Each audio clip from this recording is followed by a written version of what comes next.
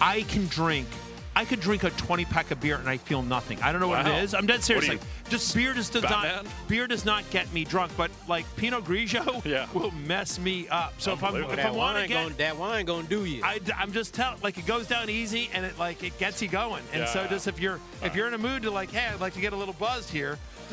Beer just doesn't do anything for me. Unbelievable. I'm telling you, I'm impervious to alcohol when it comes in the form of beer. Impervious. It's a completely insane stance to take. It's true, though. I'm just telling you, it's true. Physically not possible. It's science. Fantasy Football Pregame with Matthew Berry. Week 9 of Fantasy Football Pregame. Let's spin around the horn. Lawrence Jackson, Jay Croucher, George Savaricas, Matthew Berry. Of all the ridiculous things I've heard on this show, Week 8 now takes the cake. That you are impervious to alcohol in the form of beer. Yeah, there are two hypotheticals. I can drink beer and not get drunk. I've never seen you drink beer. I like the phrase. Yeah, exactly, because if I'm going to drink, I want to get drunk. No, you're drinking non-alcoholic beer, clearly. Someone get me a couple of Bud Lights. I'll show you. You'll see. Let's go stone cold. Yeah.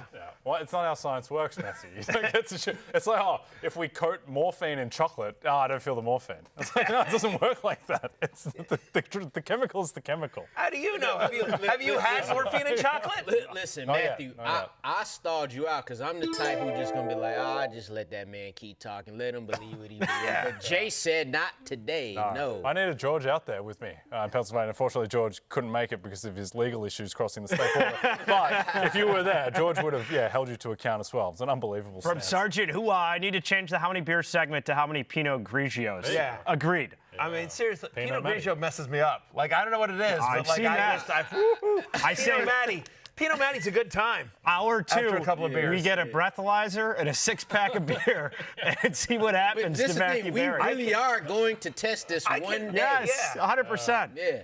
How many beers do you think I should? When should something hit on the breathalyzer after beer? After a beer? 2 beers? How many? I'm just asking one you. Beer will make one beer is about 0.02. I bartended in a prior life, so if you have 3 to 4 beers, you're around the legal limit. Yeah. I'm beyond the legal limit. You should be around it, like 0.06 to 0.08. I will drink 3 beers and I will be under the legal limit. I promise you. Okay. 3 Bud Lights.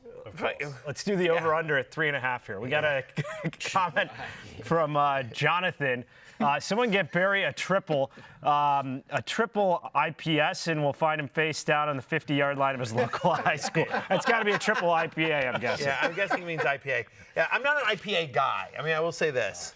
You can't handle the 9%? Yeah, no, it's not that I can't handle it. I just don't like it. You don't like the fruit. Yeah, I'm not a. Yeah, I mean, it's just, the punch. Exactly. All right, let's talk football. Let's talk football, you animals, for the love of God. People are here to win their matchups in week number 9. We're going to do that for you right now, and let's start with toasts. I'll host, George. You sit there and just whatever it is. Check golf scores. All right, so here's my toast. I'm on camera 1. Thank you, Kevin. All right, here we go. My first toast: Kyle Monange and Travion Henderson. Two running backs that we've been stashing all year long, thinking these guys, if they could just get a chance. Well, today, with no DeAndre Swift or Roschon Johnson for the Bears, with no Ramondre Stevenson or anyone else you care about for the Patriots, I think both guys have big games, coming out parties for Kyle Monange against the Bengals, and Travion Henderson against the Falcons. Toast. Cheers. Can't wait to see you guys light it up. Get the name right the second time. Yeah, I was going to say, I'm not sure who that first guy was, but the backup running back on the Bears is going to have a good day today. Coleman, I'm going. All right, Drake May. That's my toast. Drake May. You're skipping your shots? Sorry. Toast. Sorry. Put the shot glass down. Just drink out of your cup. No, but it's Drake May. It's a toast. It's a Patriots one. It's fine. That's what you mean. It's appropriate. Drake May is my toast to you. He's the 3rd favorite to win MVP, Matthew. Yeah. Coming into the season, he was like spoken in the same breath as Bo Nix, who George Savaricas famously declared as trash. Yes. And also, week 4 last year. Bo Nix has kind of taken this strange, circuitous journey where he was kind of trash and then he got really good. And now he might be circling back. He might be vindicated. And he's on my team. You weren't wrong just early. Yeah. Exactly. Drake May, my toast to you. Listen, My toast is going to go to Jacoby Brissett, man. Look, another day, another Jacoby Brissett start. Look, what we do know, he going to throw that damn ball. You don't have to worry about the quarterback running and less targets for Trey McBride and Marvin Harrison Jr. Jacoby Brissett has thrown for multiple touchdowns in each of his 2 starts, and he gets the Cowboys today. Toast to you, young man, Jacoby Brissett. Mine's to Patrick Mahomes and the Chiefs. Mahomes tied for the NFL lead in touchdown passes with 17. Obviously, he's great, surefire Hall of Famer. Last couple of years wasn't great in fantasy. This year, he has been phenomenal. So the Chiefs have won 5 of their last 6. This is a statement game today against the Bills. If they beat the Bills in Buffalo, they are the class of the ACC. AFC. There we go. That Georgia Tech loss last night. I got this, George. I'll drive. You just go back and get in the back seat. You must got a Georgia Tech bet in there soon. Get in the back seat and make out with Jay. Here's the group of players that were ruled out already. No DeAndre Swift or Ramondre Stevenson, as you heard me just talk about. No Isaiah Pacheco. It should be Kareem Hunt. Will we see more Brashard Smith for the Chiefs today? Terry McLaurin not going to play for my Commanders tonight. Travis Hunter, this was a tough one, on IR. It's going to be Diami Brown and, of course, BTJ on the outside with Parker Washington in the slot. No Calvin Ridley. How will we tell? Ricky Pearsall, he's out once again. Juwan Jennings off the injury report for the 49ers. Him and Kendrick Bourne get Mac Jones as their quarterback this week. Josh Palmer not going to play. Marvin Mims and Luther Burden. You could do worse than Olamide Zacchaeus, by the way, with no Burden in a good matchup today. All right, so we don't expect Brock Purdy to play. It looks like it is going to be Mac Jones, but we're tracking these. This is the ones we're tracking. Joe Flacco with the shoulder. He's expected to play. Dalton Schultz. I don't know that it matters. Alvin Kamara and Rashid Shaheed. I mean, I guess it sort of matters, but we'll see if Schultz game plays against or the not. Seahawks. It is, but we got Nico Collins back. Whatever. Anyway, we do expect Kamara and Shaheed to play. We're not expecting Cooper Kupp to play or Kyler Murray to start, even if he's active. Let's get to a question here. Oh, sure. Now you want to host. Okay, great. God bless. Host, co-host, hashtag FF Pregame. Are we trusting Bam Knight to get enough work at Dallas, or are we going to be disappointed by a committee with the Cardinals? I think we're going to trust Bam Knight to get more than enough work. Bam Knight, over the last 2 games that the Cardinals have played, 29 touches for Bam Knight. They released Michael Carter. That's how little they care about Michael Carter. Now he's going to get re-signed to the practice squad. But going up against this Cowboys defense that obviously has really struggled. They're the worst run team in the NFL, and over the last 4 weeks, no team has given more rushing yards per game than the Dallas Cowboys. So yes, do we love Bam Knight? Do we kind of like Bam Knight? Could we squint and get away with it with Bam Knight this week? Yes, I think so. Need that touchdown. Yeah, you're going to need that touchdown, but he's got a shot. He's got Lawrence, I wrote this in my 10 Facts You Need to Know column, which is up right now on NBCSports.com, Rotoworld.com. I'm a company man. One of the facts I wrote is that Bam Knight has gotten, over the last 2 weeks, last 2 games he's played, I should say, because they were on a bye last week, 80% of the Cardinals' red zone rush attempts. Yeah.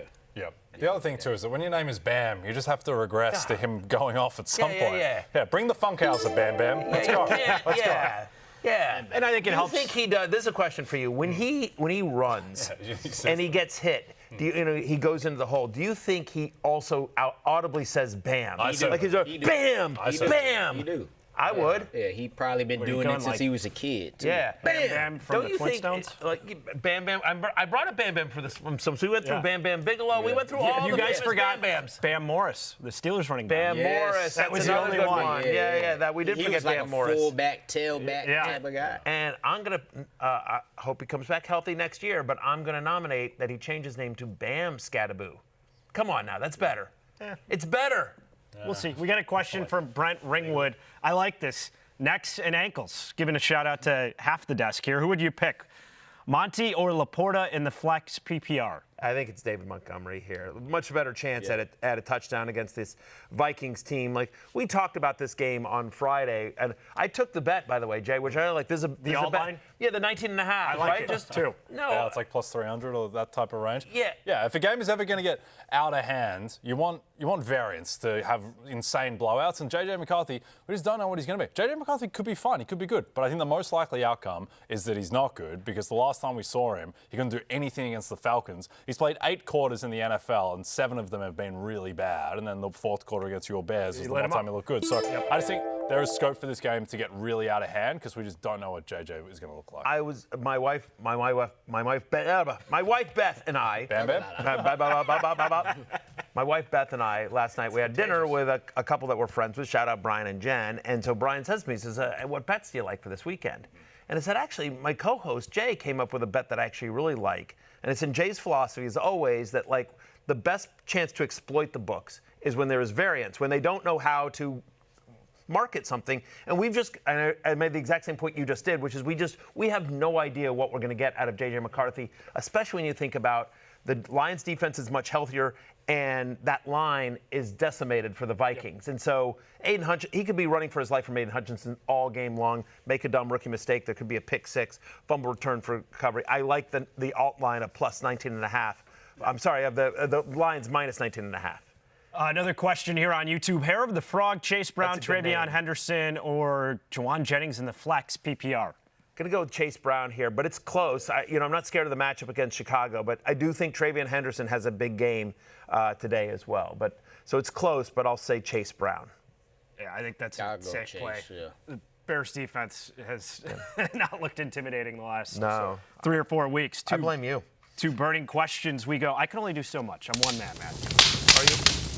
All right, here we go. Burning questions. There's the logo. Look at that. There's the graphic. We should move Matthew to the Coles, the only guy who's under 500 in League of Assholes. Wow. It's outrageous.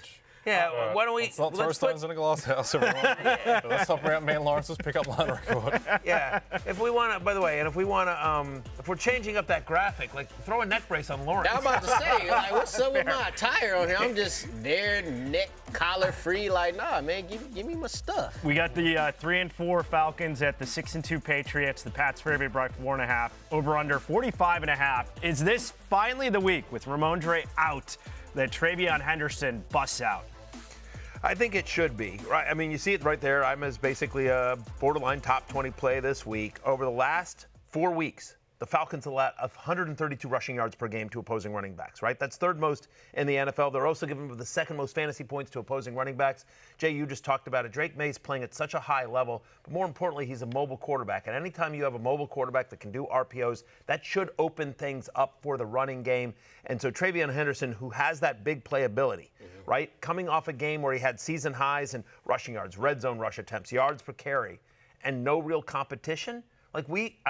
The strength of the Falcons' defense is that secondary, but as we've talked about, the offensive line is undersized. I think Travion Henderson has a really nice game today. I think he does, too. I would also tell Travion Henderson fantasy managers to just be wary, keep an eye out. Terrell Jennings, it could be a real thing, especially short yardage and the goal line. He's the type of running back that's a lot closer stylistically to Ramondre Stevenson. So when they get near the goal line, and he's had, week 7, he out-carried Travion Henderson. So it should be Travion Henderson leading the team in touches, but he's not going to have all of them because that's just not what the Patriots are going to do with their backfield. So reset expectations to 12 to 15 touches, not 20-plus type. Yeah, and he could do a lot with 12 to 15 touches. Yeah, good matchup. DraftKings is saying that his median outcome is 13 carries, which might be right, but at the same time, like we're talking about when books break and when pricing breaks, it's when there's uncertainty. The reality is that we're taking calculated guesses about Travion Henderson's usage,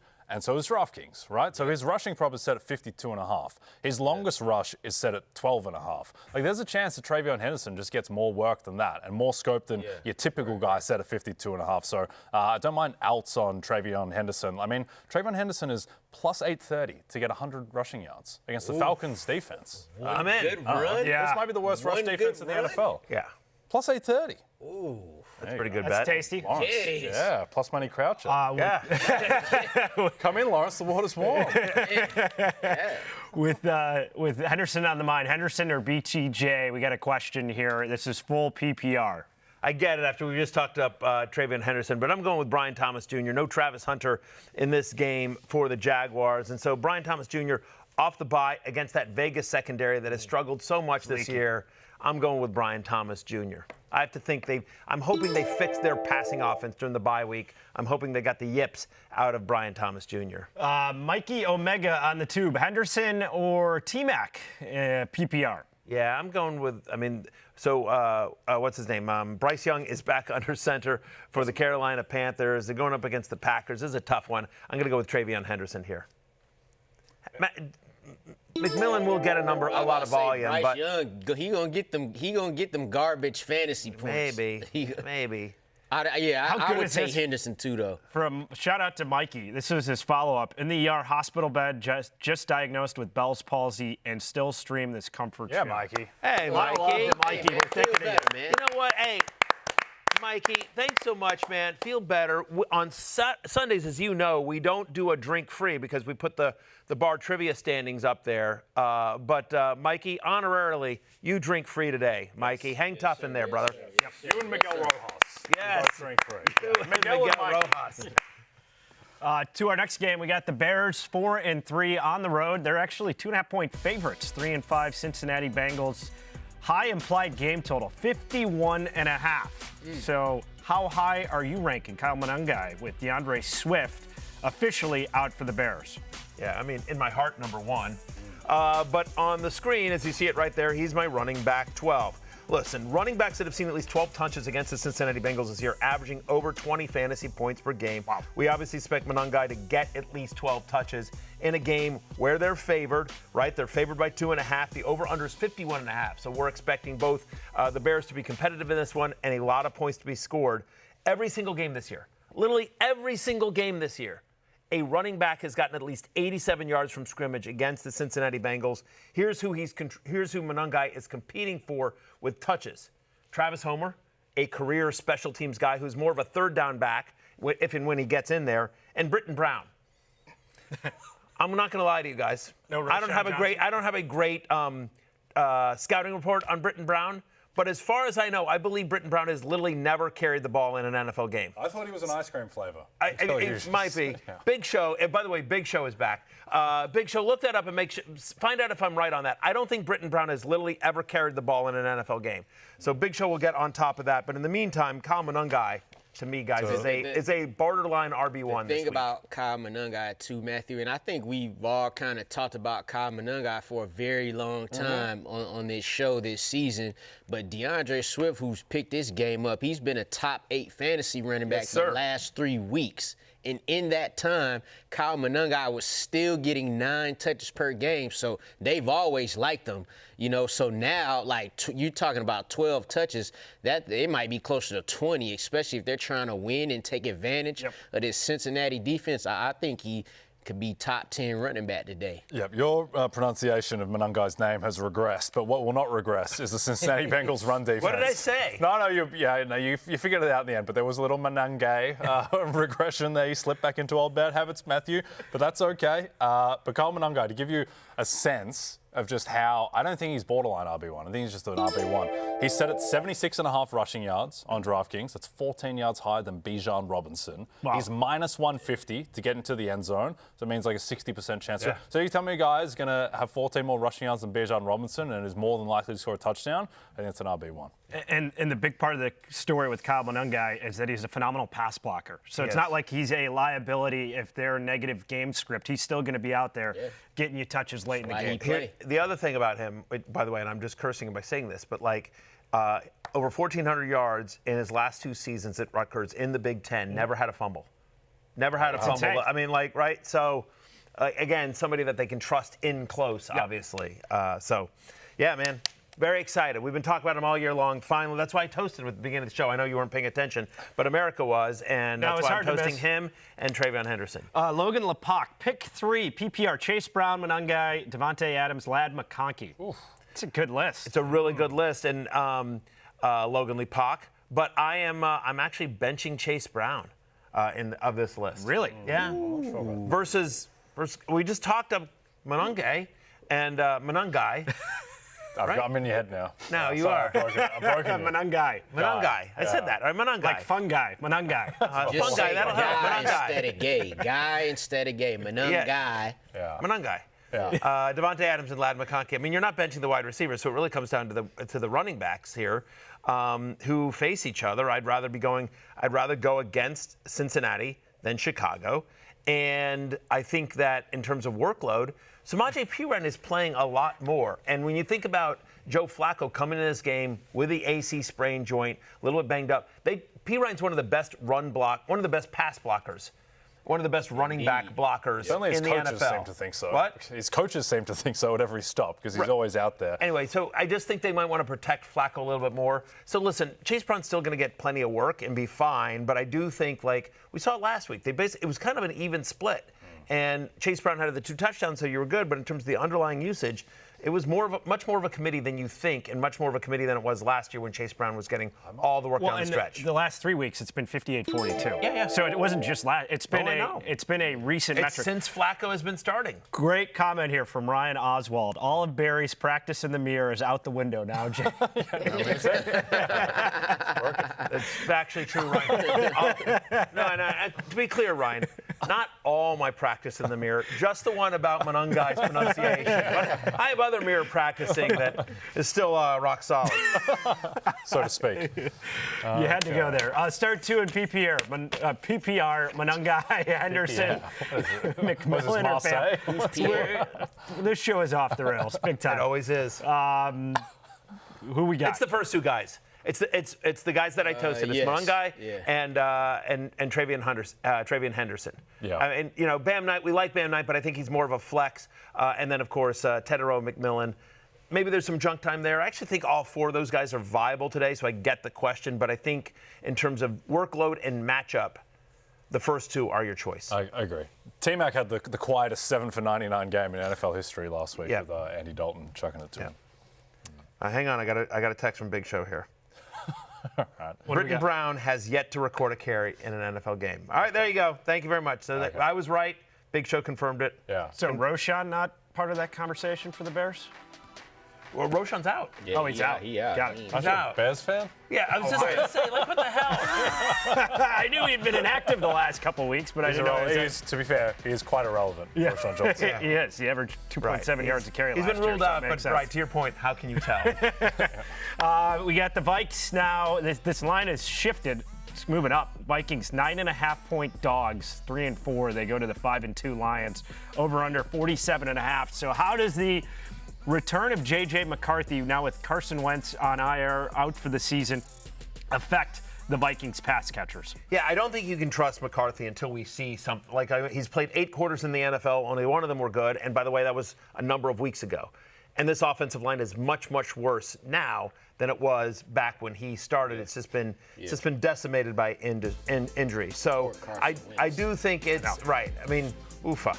So I guess in terms of how you rank this, like obviously it's a small sample size, but in the 2 games that McCarthy played this year, Justin Jefferson had a 31.7 target share and 60% of the team's red zone targets. Now again, that was earlier in the year. He had a better offensive line. He had more time to throw. And oh, by the way, Jordan Addison was suspended at that time. So it sort of makes sense that for all those reasons.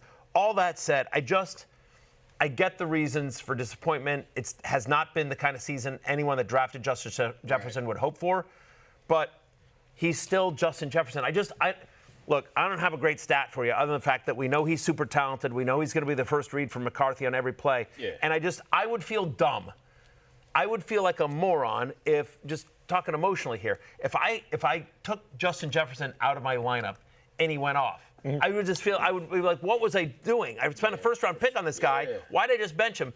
On the converse side, if you start Justin Jefferson and he has a bad game, McCarthy melts down, whatever, you're just going to be like, what was I going to do? It was Justin Jefferson, right? I mean, it's like when Jamar Chase has a bad game, or Chris McCaffrey had a bad game last week. What are you going to do? So I'm starting Justin Jefferson. The more interesting conversation here, guys, is around Jordan Addison. I have him at wide receiver 24, so wide receiver 3.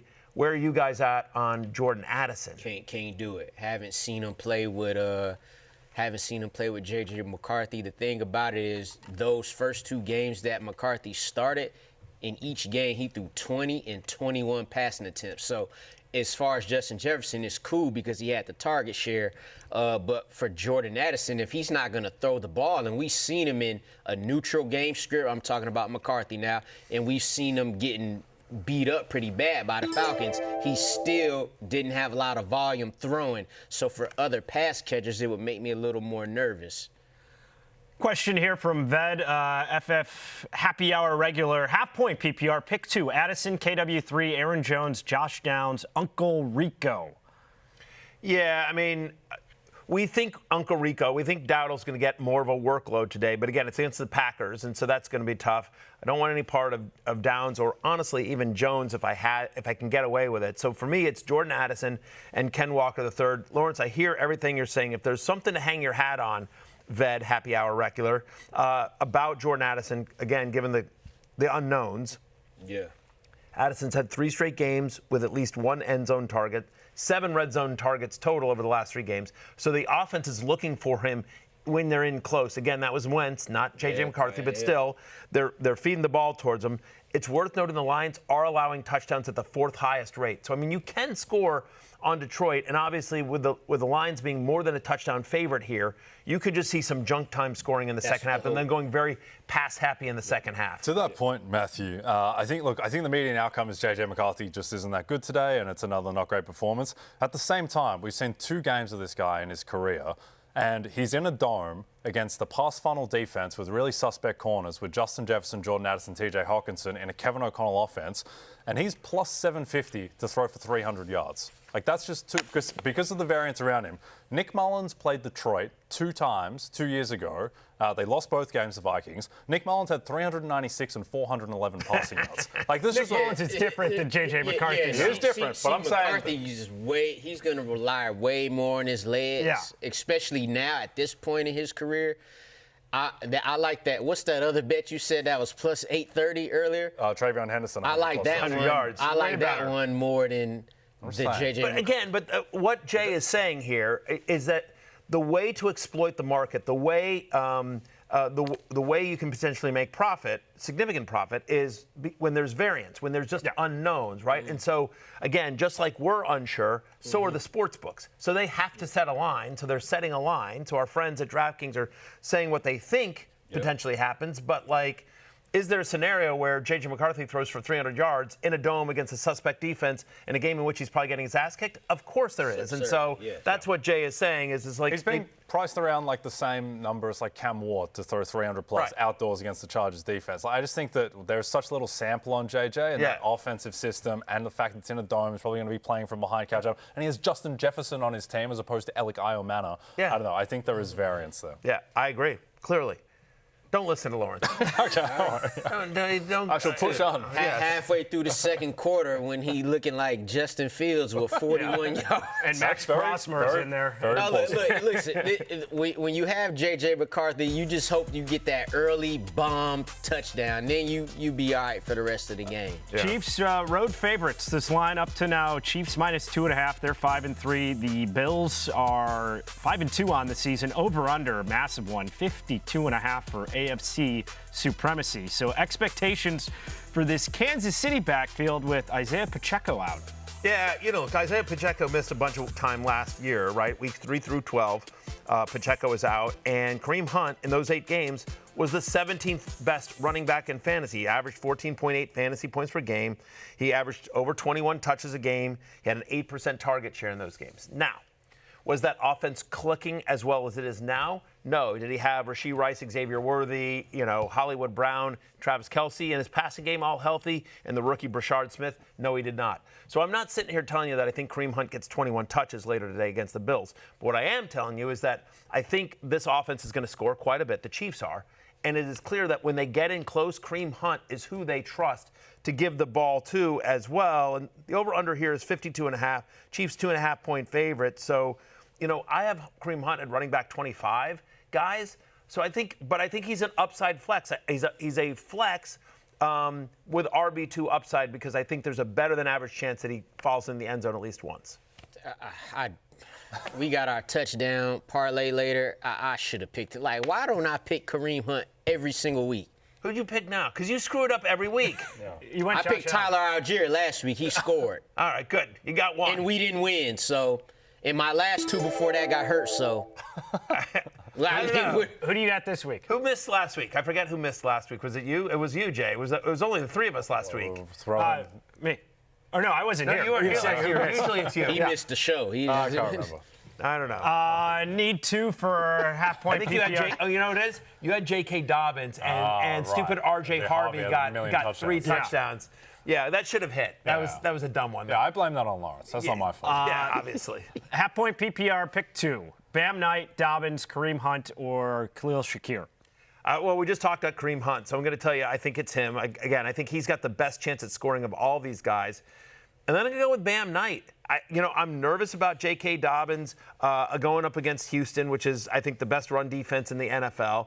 And then, Shakir's never been like, he'll be fine, I guess. But I think this might be a Kincaid game. I think they run James Cook quite a bit. I think Josh Allen puts on a Superman cape and runs around a lot. I think Shakir has a floor, but not an upside. Yeah, give me Bam Knight and Kareem Hunt for these 2. Fatty Toma. Let's dive into shot for shot each and every week. These are the predictions. By the way, that we feel real confident. Hang on, before we get there, I just want to mention very quickly Brashad Smith. I have him at running back 36. He's had at least 3 receptions for the last 5 games. He's had almost a 10% target share since week 4. No Isaiah Pacheco in this game, so I do think Smith has an opportunity in a high-scoring game to get more of to carve out more of a role. And I could definitely see. I love him as a stash. If he's still out there in your league, and he's out there in a bunch of them, grabbing him, stashing him, because I do think over the second half of the year, he has a Jerick McKinnon-like role, depending on how serious this Pacheco injury is. Okay, all right, now we can do shot for shot. Now shot for shot. The predictions that we feel real confident in. Matthew, we will have you. Fine. Oh, you finally got that right. Yeah, it's not bold predictions. And these are things that we feel super confident in, that we feel the most confident, because you don't want to take a lot of shots. Shots will get me hammered, too, not beer. But, if I do shots is Maddie's feeling no pain. Your pal Maddie feels no pain after shots. Like Parents' Weekend in Tuscaloosa? Like Parents' Weekend in Tuscaloosa. Fan at 1,000% right. I've done some shots in Bama. All right, here we go. Daniel Jones. You've heard of him. Lengthy Daniel Jones of Jay's beloved Colts. For the shoe. Finishes as a top 3 fantasy quarterback. Daniel Jones finishes as a top 3 fantasy quarterback today. Steelers still have the second most fantasy points to opposing quarterbacks, and 5 of the 7 quarterbacks to face the Steelers this year have scored at least 19 fantasy points. Daniel Jones is playing well. Finishes as a top 3 guy today. Okay. Does anyone know who gives up the most explosive passes in the NFL on a play-by-play basis? I'm not sure. I have to assume it's my Commanders. We're terrible. I'm actually not sure it is. It might be the Titans. But second is the Commanders. They give up the second most, and they play the Seattle Seahawks. JSN has just been catching these bombs for fun. I think he connects on at least one, and he goes longest reception over 28.5 receiving yards. I like that. Right on. Listen. Texans, Broncos. Supposed to be a low-scoring game. Well, in that low-scoring game, I'm going to take the Texans winning by an alt line of 3.5. That's at plus 126 on DraftKings for the good folks. Houston's top-ranked defense will go up against Denver's quote-unquote 9th-ranked offense. This Denver offense has faced the top 5 worst defense in 3 of their last 6 games. In 5 of their 8 games, fellas, they have faced a bottom 10 defense. This includes Dallas, Cincinnati, the Giants, the Titans. That does not impress me as an offense. The Titans win this game at home today, alt line 3.5. The Texans. I was going to say. Titans aren't winning anything. What'd I say? Titans? Oh, no, not Titans. Definitely Texans. I am fading the Falcons on the road at the Patriots. Drake London's over-under for receiving yards, 62.5. He's dealing with that hip injury. He's going to be blanketed by Christian Gonzalez. I think the Patriots defense statistically has looked average this year. They had a lot of injuries the first 3 or 4 weeks. They're completely healthy. The last few weeks, the group has looked elite. So Drake London, take the under this week for his receiving yardage prop. Oh, interesting. And potentially wrong, but interesting. So Drake London's going for 200 today. Yeah, exactly. Detective Drake London. Bird up. Bird up. All right. Here's my second one. Kamani Vidal. Kamani Vidal, who head coach Jim Harbaugh just recently said is playing like a number 1 running back, like number 1 in the NFL. He has all sorts of confidence in Kamani Vidal. Finishes as a top 12 running back today. I'm his RB1. He's playing the Tennessee Titans, who Lawrence, I think, just predicted to win. I disagree with Lawrence. I do not think the Titans win here, especially because Tennessee gives up the 3rd most fantasy points to opposing running backs. Kamani Vidal, top 12 day coming for KV. Tighten up. Yeah. Okay, I'm taking Chargers. Chargers money line -550. Go Chargers, go! Terrifying. I don't like it when you do that. Pats cover -4.5. One of my friends. There's something off in the water in Atlanta, Lawrence. There's something wrong with your Falcons. Why are you losing 34-10 to the Dolphins? What's going on? Now you're going to play a real AFC. I'm wearing a World Series champions Dodgers hat today. One of the great front runners. After you wore an Oakland Athletics Braves hat in Pittsburgh. Like you and you're Bears, I'm Commanders. I'm stuck in our misery. I'm Colts. These guys are the biggest bandwagon. Johnny come lately. Oh my God. Lawrence's hat collection is like he's just like, who won last night? He just goes through it. But whose team got the most World Series win at this table without even watching the games? Me. Unbelievable. All right, Pats cover -4.5. Falcons won't be able to run the ball against an elite Pats rushing defense. Yeah. Hey, look, I feel you on that, Jay. Look, I'm going to go to this Colts-Steelers game. DK Metcalf going up against an Indianapolis Colts defense that has the 4th worst pass defense, but they have the 8th best run defense. So I think Pittsburgh tries to get it done through the air. He goes at least 6 catches, 83 yards. That's plus 264 if you combine that on DraftKings. The Colts easily allow the most receptions per game to receivers. Then you look at this over-under, fellas, 50.5. I think it's going to be some back and forth here and there. We saw Aaron Rodgers last week against the Bengals do the same thing. So give me DK Metcalf this week. All right. I think J.J. McCarthy's not very good. He's been terrible for 7 out of 8 quarters in the NFL. I'm going to take the Vikings team under 19.5 total points. The Lions at home, perfect 3-0. They give up 13.3 points per game. Their last 2 games, they've given up 10 and 9. I think it's going to be very ugly for the Vikings offense. I agree with you. All right, last one. Here we go. Marvin Harrison Jr., MHJ, Jacoby Brissett under center, throws it to MHJ. Cowboys have allowed 17 fantasy points to a wide receiver in 6 of their past 7 games. Marvin Harrison Jr. is, in fact, a wide receiver. So Marvin Harrison Jr. has his best game of the year. Give me some Jacoby. Okay. All right, my last one. Aronde Gadsden II, throw your arms around me and run past me with your speedy little yak legs. He goes over 46.5 receiving yards for the 4th game in a row. This guy does 75 plus every game. Yeah. What do you mean? He's really fast. I know. He's got a Why lot of yak. Why does he throw his arms around you? Because he keeps winning me bets. Are you trying to make me jealous? Yeah, he keeps winning me bets. So I like to hug men who make me money. Isn't that normal impulse? Well, that explains our night in Buffalo. We had a good night that night. Aronde Gadsden, over 46.5. All right. Jay's kids aren't here, so I can talk about it openly now. They were here earlier. I think they're still watching the show. Yeah. I'm going to make it easy for folks. I'll make it easy for folks and give you a Josh Allen and Mahomes bet. They both run for 25 yards a day. That's plus 106. Look, KC and Buffalo allow the 2nd and 4th fewest points to quarterbacks in fantasy, but they allow the 3rd and 2nd most rushing yards to QB. When these 2 guys face off in the regular season, Mahomes averages 25 rushing yards a game. Josh Allen 44. They're both gonna. When these 2 get head up, they go hard. They gonna run the ball. Totally agree with what Jay said on Friday. I think the Lions are going to completely blow out the Vikings. The Lions at home have won by 31, 24, and 15 over the Bears, Browns, and Bucks. I think it's going to be a 20-plus point victory for the Lions. It's going to be a tough day for the Vikings, to say the least. Our poor Vikings. Give them trouble. Right. We got start, sit, which players are active, inactive for week number 9. Mac Jones has arrived. It'll be more Mac Jones season for the 49ers. As you're watching Fantasy Football Pregame, it is week 9.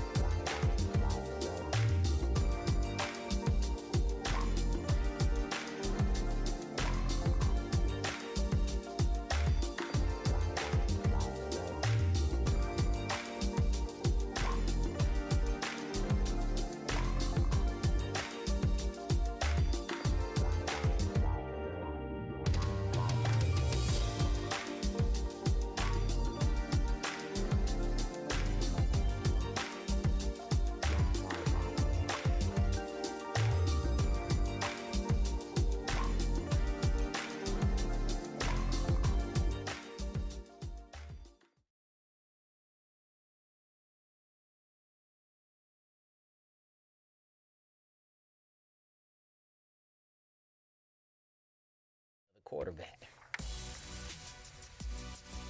The inactives for Bears-Bengals, and here's a look at the official list on the Cincinnati side, and it appears Joe Flacco a go. So it is Joe Flacco ready to roll for the Bengals. So he is active. Dalton Schultz also active. Brock Purdy, as expected, out.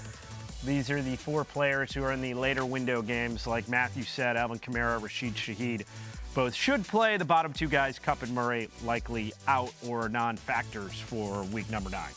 Will Brock Purdy ever play football again? What's going on? Why didn't he go on IR? He hasn't played in I know, man, because he thought he was getting better. They brought him back. Turf toe is a lingering injury. They brought him back, and then he re-aggravated it. But it is odd because they keep extending it week to week versus just saying, hey, take 4 games. Just put him on IR. Get another roster spot. Yeah, I don't get it. Jack Lucas, PPR flex Gadsden or Higgins?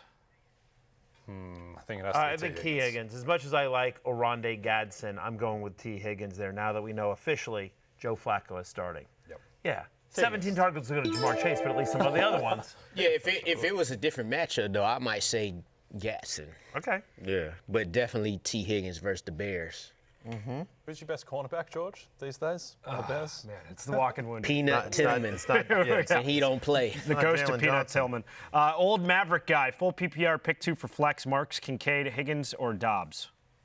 I think it is, we just talked about T. Higgins, and I'm going to say Woody Marks here just against Denver, who I think struggles against pass-catching running backs. I think that defense is so good. I think Nick Chubb still plays enough that's annoying, but I think Higgins and Marks is the answer here. Kincaid's usage has been all over the place. I do think he has a good game tonight, but yeah, okay.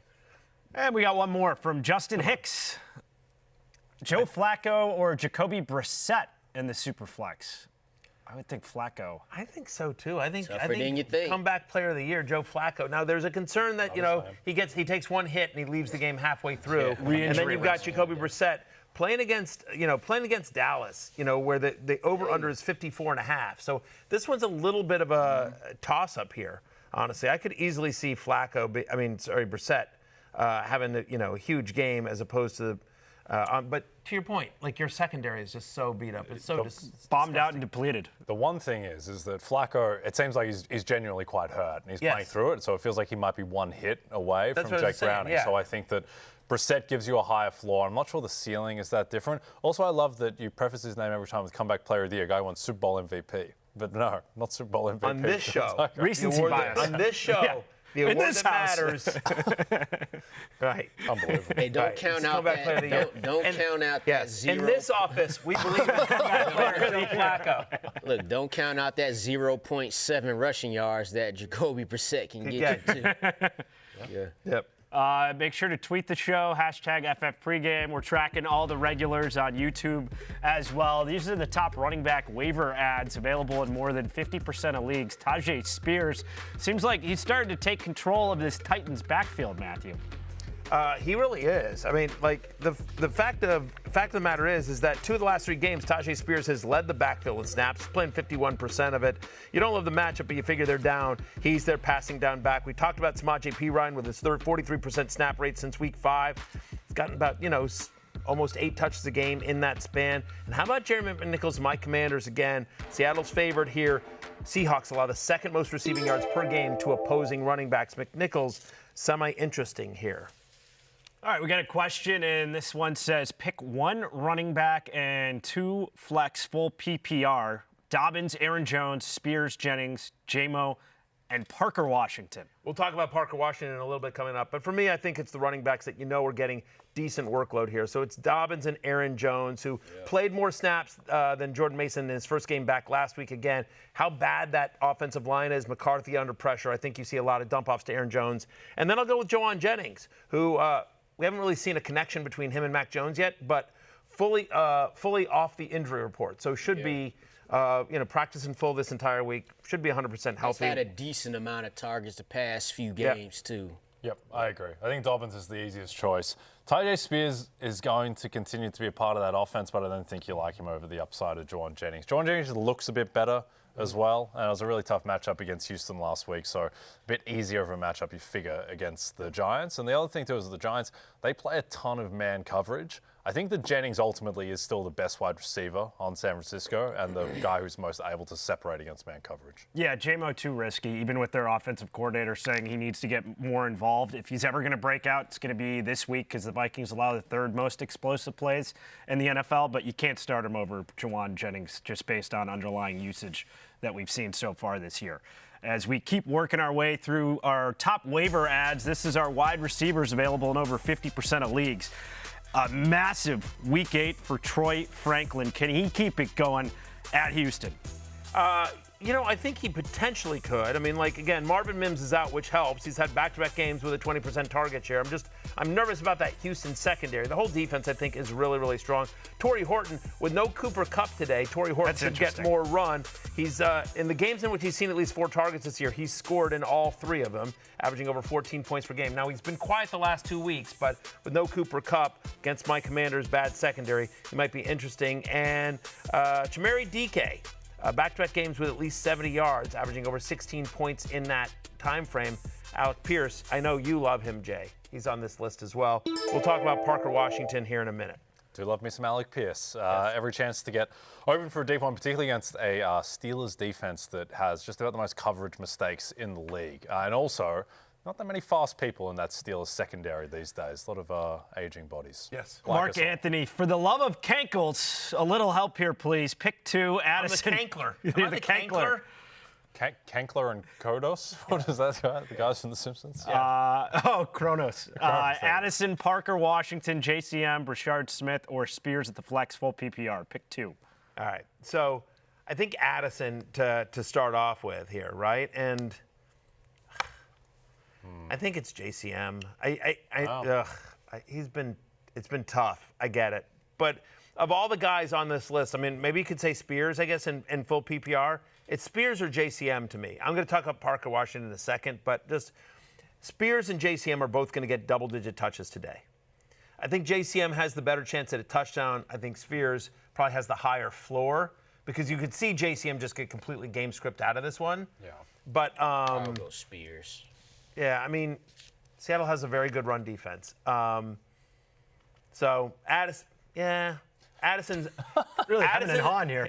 Addison and well, take it seriously. Addison and Spears is the play, especially if you want floor. If you're aiming for upside, Addison and JCM. That would be what I say. Yeah, I agree with that. If you want 9 points, Tajay Spears is your man. If you want to dream for 15, JCM. If I start Tyler Spears to get 9, I'm happy. Just don't get me 3. Don't get me 3 or 4. Yeah, JCM has more scope to be 9 carries for 19 yards and nothing, right? Mm-hmm. Yeah, it could be bad. The best but he rush could also, right? Exactly. But he also could, Just like to apologize to Mark Anthony right now for when Brashard Smith has a 75-yard touchdown reception in that game between the Bills and Chiefs where the over-under 52.5. That's going to be a shootout. How about our quarterbacks and tight ends available in more than 50% of leagues? How long is Sam Darnold going to be on this list? People just don't believe, I think. But since week 2, my Commanders allow 9.1 yards per pass attempt. That's the most in the National Football League. Jacoby Brissett is averaging over 20 fantasy points per game as the start of the season. Of course, the Cowboys allow the most fantasy points to opposing quarterbacks. How about Theo Johnson? Since Jackson Dart became the starter, has a 19% target share. Niners struggle against Niners struggle against tight ends. They play in San Francisco. And Juwan Johnson, we love him. Obviously, got the title with me 2 years ago. Oh, yes. Who could forget? Who could forget? The highlight of his career. I try to forget. Not us. Well, I'm playing Stupid Dev this week in our league, so I should pick up Juwan Johnson just for old time's sakes. But he's had back-to-back games with double-digit fantasy points. So Juwan Johnson is an interesting sleeper here. Here's a question specifically for Jay. From Sam Jenkins. Looking to replace Jalen Hurts this week, should I go with Jared Goff or Jacoby Brissett or even comeback player of the year, J.O. Flacco? Yeah, you had it until the last one where you had to push it a little bit too far, Sam Jenkins, and the question broke. But that's okay. So no Jalen Hurts. it's tough. These guys are all in the same cluster. I worry a bit with Goff that against a run funnel defense and the fact that they're almost 10-point favorites now, that the Lions just don't have to throw that much. And I think there's a ton of upside with Goff unless he's a passing touchdown merchant. Today when they get in close, I might lean Jacoby Brissett because of the 54.5 total against the Cowboys. So I literally just said he's averaging over 20 fantasy points per game as a starter so far this season. Yeah. We talked about Brissett versus Flacco, this exact question a little while ago. You know, I think in a vacuum, I would prefer Flacco. I prefer the guy throwing to Jamar Chase. But because there's more risk reward with Flacco, whereas Jacoby Brissett unlikely to leave the game due to injury. Yeah, I mean, if Flacco takes one clean hit, he could be done. Yeah. You know, and so Brissett's certainly the safer play. Yeah, and Goff is just like a QB 15 type. Yeah. They don't throw enough. 2 games, Brissett, at least 275 yards passing, at least 2 touchdowns passes. Probably get a pick in there, but you take it. Yeah. Aloha, I'm not yawning. What are you talking about? Oh, you totally were yawning. We totally got busted. That's why Aloha Bricks is a top 10 in the power rankings. I saw that out of the corner of my eye, too. Barry is yawning, man. Come on, you got to stay up. Give this man a glass of wine. You could have been more bored by Jay's point there. He goes, It's a little snoozy, I'm not going to lie. It's a little snoozy. Pick it up there. Listen to Aloha Bricks. Screw you. That's why he's a top 10 regular. He is a top 10 He always regular. delivers. I love the defense. I'm not yawning. There's cameras everywhere. Look, this isn't radio. Look, I want to be very clear. Are you going to believe what I say or what you saw? Stop. Come on. Trust me. Okay. Don't trust your eyes. Desperation players available in more than 80% of leagues for those deeper 14, 16 team plus leagues. Matthew. Yeah, and for me, it's Parker Washington. He has 6 career games with a target share above 15%. 13.1. That's what he averages. 13 fantasy points per game in those games where he gets a lot of looks with no Travis Hunter, who was running 40% of the slats. God dang it. Slants. 40% of the snaps out of the slot. Oh, no, that is hard to say. Yes. Anyway, Parker Washington, who is their normal slot receiver, in a good matchup against the Raiders, no one gives up a higher catch percentage to opposing slot receivers than the Las Vegas Raiders. I like Parker Washington today as kind of a sneaky start. We're giving our closed caption people a workout today. It's like how much wood could a woodchuck chuck if a woodchuck could chuck wood. All right, well, another strange closed caption one. Let's get Chiggy. Chigga Okonkwo is my pick. He's had at least 4 receptions in 3 of his past 4 games. Had a nice 53-yard performance against my Colts. The Titans are perennially in throw mode, as they will likely be against the Chargers. I'm going to go with Jonnu Smith. Look, I talked earlier about how the Colts are better versus the run in the pass. Well, they allowed the 3rd most fantasy points per game to tight ends. And, you know, believe it or not, Jonnu Smith is, well, you probably will believe it, he's 2nd in target share percentage behind DK Metcalf. So my desperate play would be Jonnu Smith. And we were wondering which Texans rookie wide receiver would emerge and really become part of the offense, Jaden Higgins or Jalen Noel. It's been Noel the last 2 weeks, averaging 4.5 receptions, 70 receiving yards. So I think the trend will continue. If you need a desperation flex play, then he'd be the guy to plug into your lineup. All right, prop a shot time. All these markets you can follow with our friends from DraftKings. Yeah. Oh, okay. So advice from a regular. Let's hear what we got. For Matthew Berry from Sergeant Hooah, when throwing a football, aim between the top 3 holes. Okay. It's good. Understand, and you notice, Sergeant Hooah. Yeah, I'm going to go behind you, so you can't have your depth of. No, I'm always throwing the farthest away. I'm always average up the target. Yeah, the exclusive, of course. George Savaricas is basically laying it in there. Okay, I'm all the way back here. Well, say he doing a handoff. You know what? Yeah. Sergeant Hooah, I'm going to take your advice. Let's go. Let's see if I can do this. Well, Barry go the closest this time. Oh, wow. Oh, no. He killed a man. Went over. Man down, all right. Man down. Let me go save this over here. He made the bobblehead bobble. God. All right, I'm going to try hit Matthew Berry in the face. Bang! First down. I will 1 for save 3. us. Oh, we hurt Tom Brady. Oh, Jesus. Damn.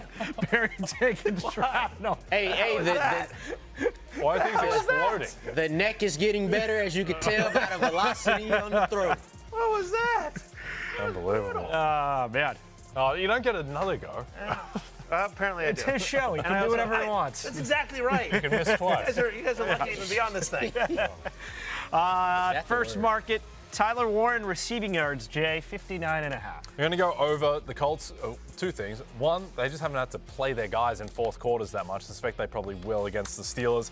And then secondarily, I think they will have to, or I think they'll want to throw against a very suspect Steelers pass D. So I'll go over on 59.5 for T-War. Lawrence Uncle Rico rushing and receiving yards. His number for the Panthers at 69.5. Really low, but I'm going to trust that he gets enough volume in this game to surpass that. Hell, he's done it in every game that he started. He's going to get that opportunity today. They're 13.5-point underdogs, so I think he stays in regardless of what the game script is. How about this, Matthew? Nico Collins receiving yards, 66.5. I'm gonna go under. I'm gonna go under this number. Look, it's still a very good defense, even without Pat Surtain. He's been under this number in 3 of his 5 completed games this season. I feel like this is a low-scoring game. It's his first game back. Give me the under on 66.5 for Nico Collins. Jordan Mason rushing yards. This number has dropped a lot with Aaron Jones back in the fold. It's at 35.5, Jay. I still think it's too low. I get that they are unlikely to be able to run the ball very efficiently. Game script might get away from them, but at the same time, I don't think they're going to want to abandon the run with J.J. McCarthy returning so quickly, and even if it's suboptimal, thinking Jordan Mason, who's effectively the lead running back, can get to 36 rushing yards. For Ladd McConkey Lawrence, receptions, 5.5. I just have to go over here. He's went over this number in his last 3 games versus Miami, where it was a back and forth, and even when they were trying to come back versus the Colts. So I don't care about what the Chargers do or how much they win in. I think Ladd McConkey's been locked in for weeks now. It's only fitting that we have you pronounce this name yet again on Fantasy Football Pregame. Kyle Monungai, rushing yards, 76.5. Yeah, I'm going to take the over here. Like, Bengals allow 132 rushing yards per game to running backs, George. That's the highest in the NFL. It's the highest in the NFL. Aggressive. Yeah, I like it. They've allowed 93 rushing yards to a running back in 5 of 8 games. So Kyle Monungai, whose only competition is special teamer Travis Homer, and a guy that's never carried the ball in the NFL, gets to 77 rushing yards today. Tyler Shough passing yards, 195.5, Jay. Yeah, I don't love it, but it's a low number. I'm going to go over just because he's in a dome. I think that the thing with Tyler Shough, too, is my understanding is that he's going to chuck it up. And he may throw picks, but he should get yards as well. As a 2-touchdown dog, I think with Olave Shaheed that he can get to 196 yards. Yeah. Michael Penix passing attempts, 32.5, Lawrence. I got to go under here for these reasons. I don't think the Falcons want to approach the offense like that. I think they want to go run first, then pass. And he's only hit this once in his last 3 games. And spread's not that big here. I think if they don't have to throw it, they're not going to throw it. So give me the under for Penix. How big a game will we see for Patrick Mahomes? His passing touchdowns at 2.5. I'm actually going to take the under here. I think Mahomes has a great game in this one. I'm going to take the under. For the last 5 games against Buffalo, Mahomes has been under 3 touchdown passes. Since week 4, the Bills allowed touchdown passes at the lowest rate in the National Football League, in the sport, as Jay Croucher might say here. I feel like Mahomes maybe runs one in. I think Kareem Hunt falls in. I could see a defensive touchdown. I think he throws 2. Don't think he throws 3. So give me the under 2.5 passing touchdowns for Patrick effing Mahomes. Taking a look at the Kenneth Walker rushing yardage market at 54.5, Jay. Where do you land? Yeah, I'll go over on KW3. Commanders' rush defense not super imposing. Suspect that the Seahawks will be playing with a lead. And the other thing, the big question about Kenneth Walker is he going to be fit? Well, coming off a bye, you'd expect that he will be pretty fresh. So I'll take the over on KW3. Will we see an explosive for Deebo Samuel, his longest reception at 20.5, Lawrence? You know what? I think so. Seattle's defense being as good as it is, they've still allowed this to happen twice in each of their last 3 games. And if anybody on this Commanders team is going to do it, well, who the hell going to do it? It's Deebo. There's no Terry McLaurin. It's Deebo. Give me the over. He's done it 3 times this season. Faith in 5 for you, Matthew. Jaden Daniels, passing and rushing yards, 274.5. So those are 2 separate questions. Do I have faith in 5? Always. Always and forever. Do I think he gets to 274 and a half passing and rushing yards? I do not. I am taking the under here. He's had only one game this year with over 270 passing and rushing yards, and that was week 1 when he was fully healthy.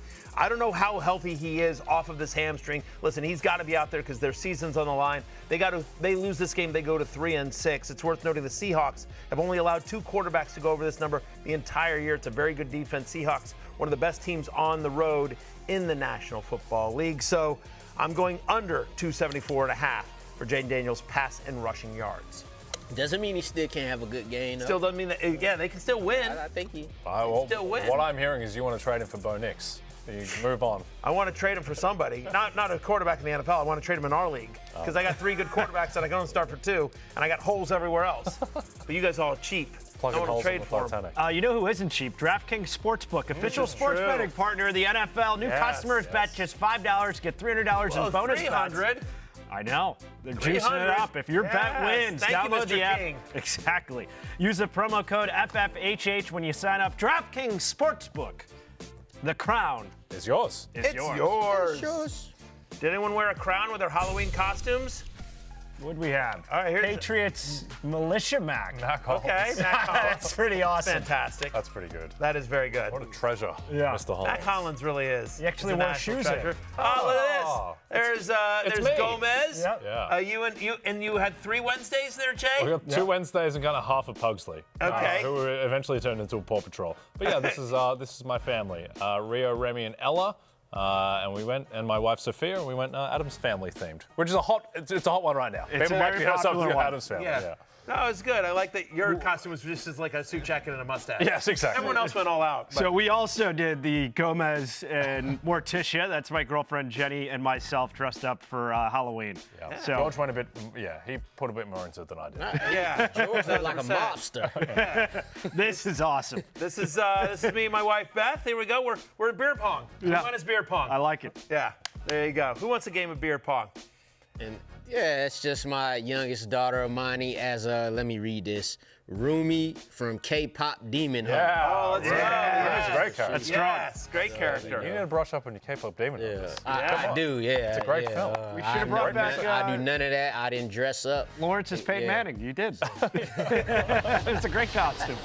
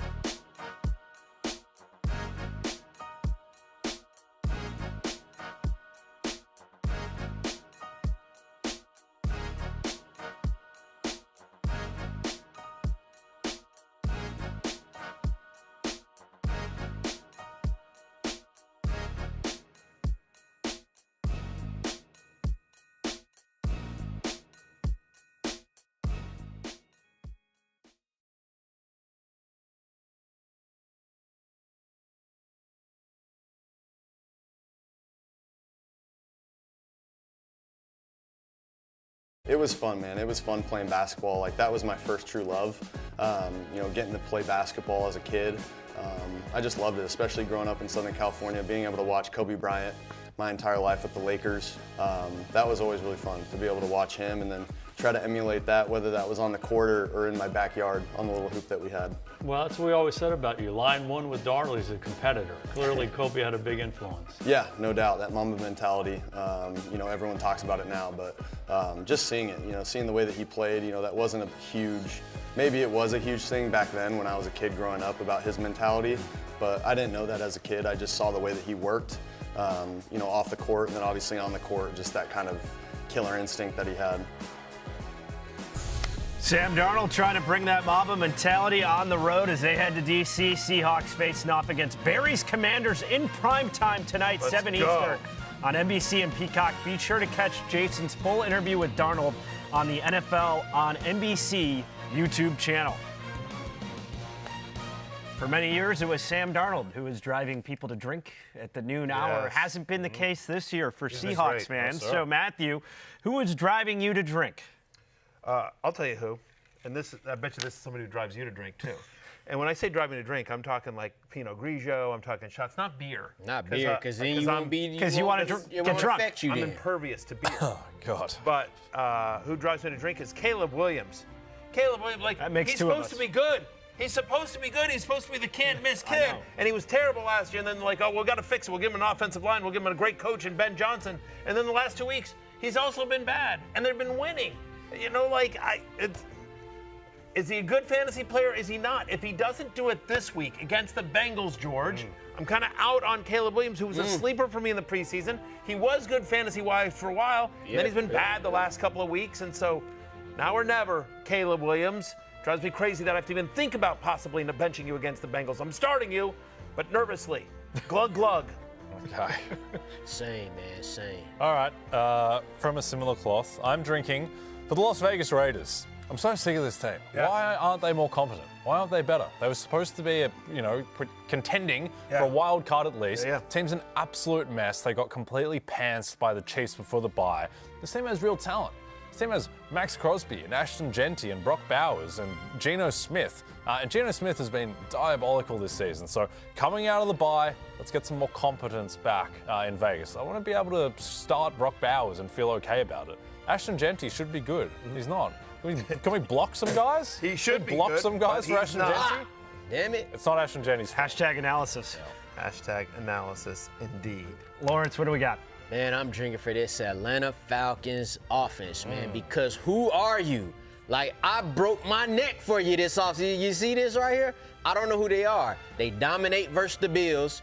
You do nothing versus San Francisco. We let that slide, but then get embarrassed by Miami. I don't care that they had Kirk Cousins in and no Drake London. They should have did something against the Miami Dolphins. Now the next two games are at New England and at Indianapolis. So now you're really screwed up now. So that's what's driving me to drink, because I don't know who this offense is. Like, B. John went off a couple weeks ago. Now he rushing for 32 yards and shit. Like, man, come on, man. They got 3 and 6 right around the corner. For me, right around the corner. And this is just drinking through the tears for Travis Hunter. He finally goes off, 8 catches, 101 yards, and a touchdown. And then he has a non-contact injury during practice to go to IR. So I just feel bad for all Travis Hunter owners out there, where it seemed like he was going to turn the corner and have a monster second half of the year. And now it's going to be a rookie season that was completely lost in that Jags offense. Fair enough. Get well soon, Travis Hunter.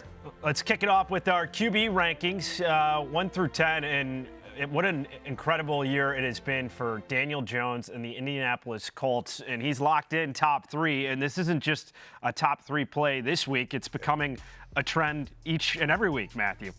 It really has been. Like, again, as we talked about this before, right? I mean, this is one of my shots for shots. 5 of the last 6 quarterbacks to face the Steelers have had at least 2 touchdown passes. They're averaging 293 passing yards per game, quarterbacks that face the Steelers. So Daniel Jones, as you see it right there on your screen, he's my number 3 quarterback. For the shoe, Jay. For the shoe. Love the shoe. Yes. Daniel Jones going to ball out against the suspect Steelers. Anyone more? Did Daniel Jones win the MVP this year? No, he can't. You really say he can't? No one thinks that he's the best player on his team. That's fair. Jonathan Taylor's getting all the MVP buzz. Jonathan Taylor's winning all these straw polls for MVP. You hold the actual vote tomorrow, Jonathan Taylor wins MVP. Would they cannibalize each other? I don't think so. Does anyone think that Daniel Jones is better than Jonathan Taylor at football? I don't think people would vote like that. Such a He's probably a quarterback. better passer. It's such a quarterback heavy. Well, I'll give him that. Yeah. Just by a little. I think that people think Daniel Jones is a very capable steward for Shane Steichen's offense. Yep. And I think that people think I think that's fair. That's what I it think is. that Taylor's That's the what most it is. exciting And player. I think that's he's fair. done a hell of a job being that. It's good. Dan Jones has been fantastic. He's not going to win MVP over Patrick Mahomes and Josh Allen and Jonathan Taylor.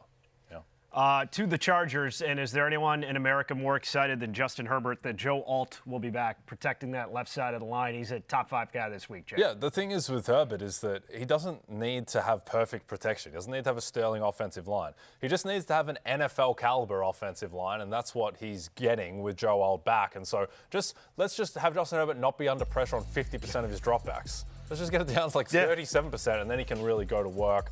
We saw him dice up the Vikings. Now the Titans, I suspect they're going to provide not much resistance. So Justin Herbert, elite quarterback option today. Drop down to 11 through 20. And we had our guy, part of the Sunday Night Football matchup, Seahawks at Commanders, and Sam Darnold wasn't able to crack the top 10, even with that tantalizing matchup against the Commanders, but you got him slugged at 11, Matthew. I do. Look, we've talked about how bad my Commanders are. You know how bad it is. If you watch football at all, you know the Commanders have a bad secondary. Just some stats to tell you what you already know. Since week 2, they allow the second most fantasy points to quarterbacks. They allow a league-high 9.1 yards per pass attempt. And oh, by the way, wow. Get some water and get some. Yeah, and they allow 9.1 yards per pass attempt. Second most in the NFL since week 2. And oh, by the way, now they got to face Jackson, Smith, and Jigba. Oh, wow. Yeah. Glug, glug. Well, you know what the problem is I'll tell you what the problem is. Please do. You'd think on a show where you've got 3 other jokers here, you'd think I wouldn't have to do all the talking, but I do have to do all the talking. You guys are all too busy doing it, whatever it is you're doing, chatting with the regulars, making illegal bets, texting your wife. To be fair, I'm not a big talker. I just don't like to talk. How about Lawrence? We had you talk. Does it hurt to talk in the neck brace, by the way? It did the first 2 weeks. Yeah? I'll tell you that. Yeah. It's Carson Wentz over here. Yeah, it is. Nah, did you see me almost throw the football through the brick wall? I'm getting better. It was better than Carson Wentz.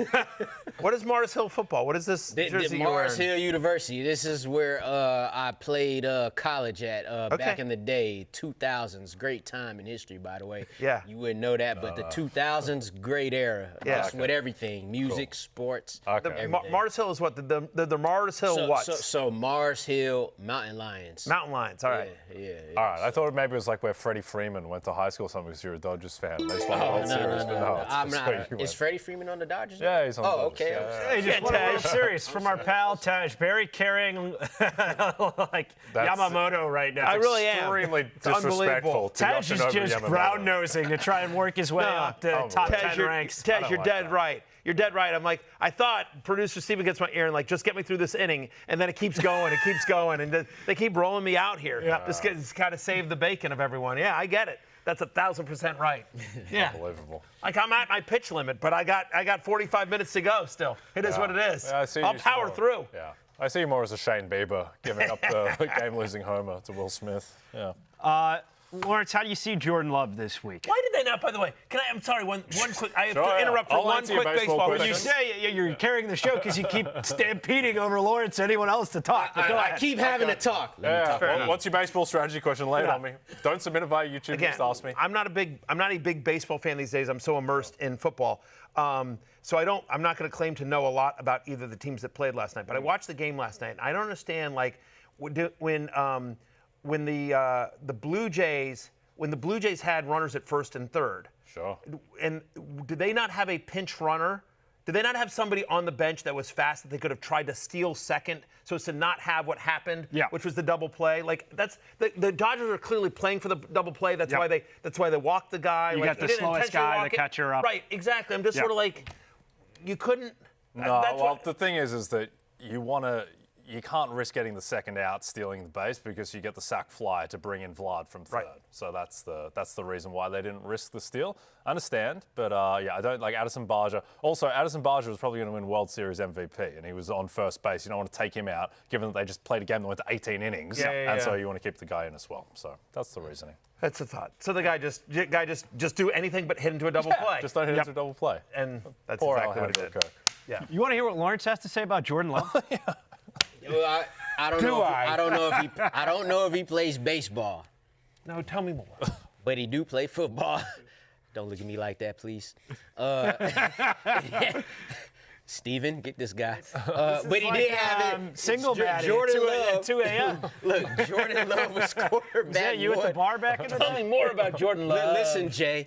Jordan Love was quarterback 1 in week 8. It was his first top 5 finish of the week, which is strange because he is a top 12 quarterback in fantasy points per game this season. But this week against the Carolina Panthers, I don't know how much the Panthers will provide resistance like the Steelers was able to do last week. So if they could get up a little early, it could be one of those, those Jordan Love type games where he goes 17 or 20, 166, a touchdown. They have 3 rushing touchdowns or something. Yeah, so just be wary of that when it comes to Jordan Love because he is starting to get it going in the passing game a little more, but I don't know how much so against these Panthers. Yep, Jordan Love 18-1 to win MVP when the Packers are like 2-1 to get the 1 seed.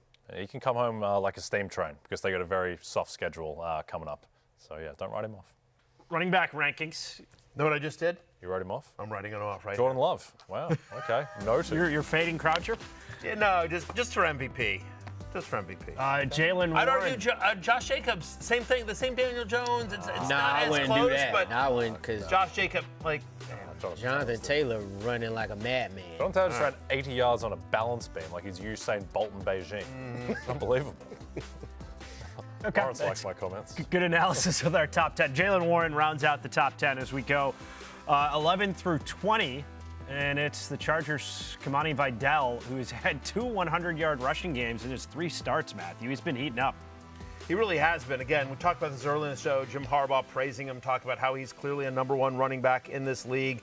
In his 3 starts, he's averaging over 19 touches a game, so you like the workload there. He's averaging 100 yards from scrimmage, so you like the production there. He's been a top 10 running back in the 3 games since he got the job, and Amari and Hampton went down. And oh, by the way, they're favorites against this Titans team. Lawrence, your Titans team that you love so much. You hate to say, but Tennessee allows the 3rd most fantasy points to opposing running backs this season.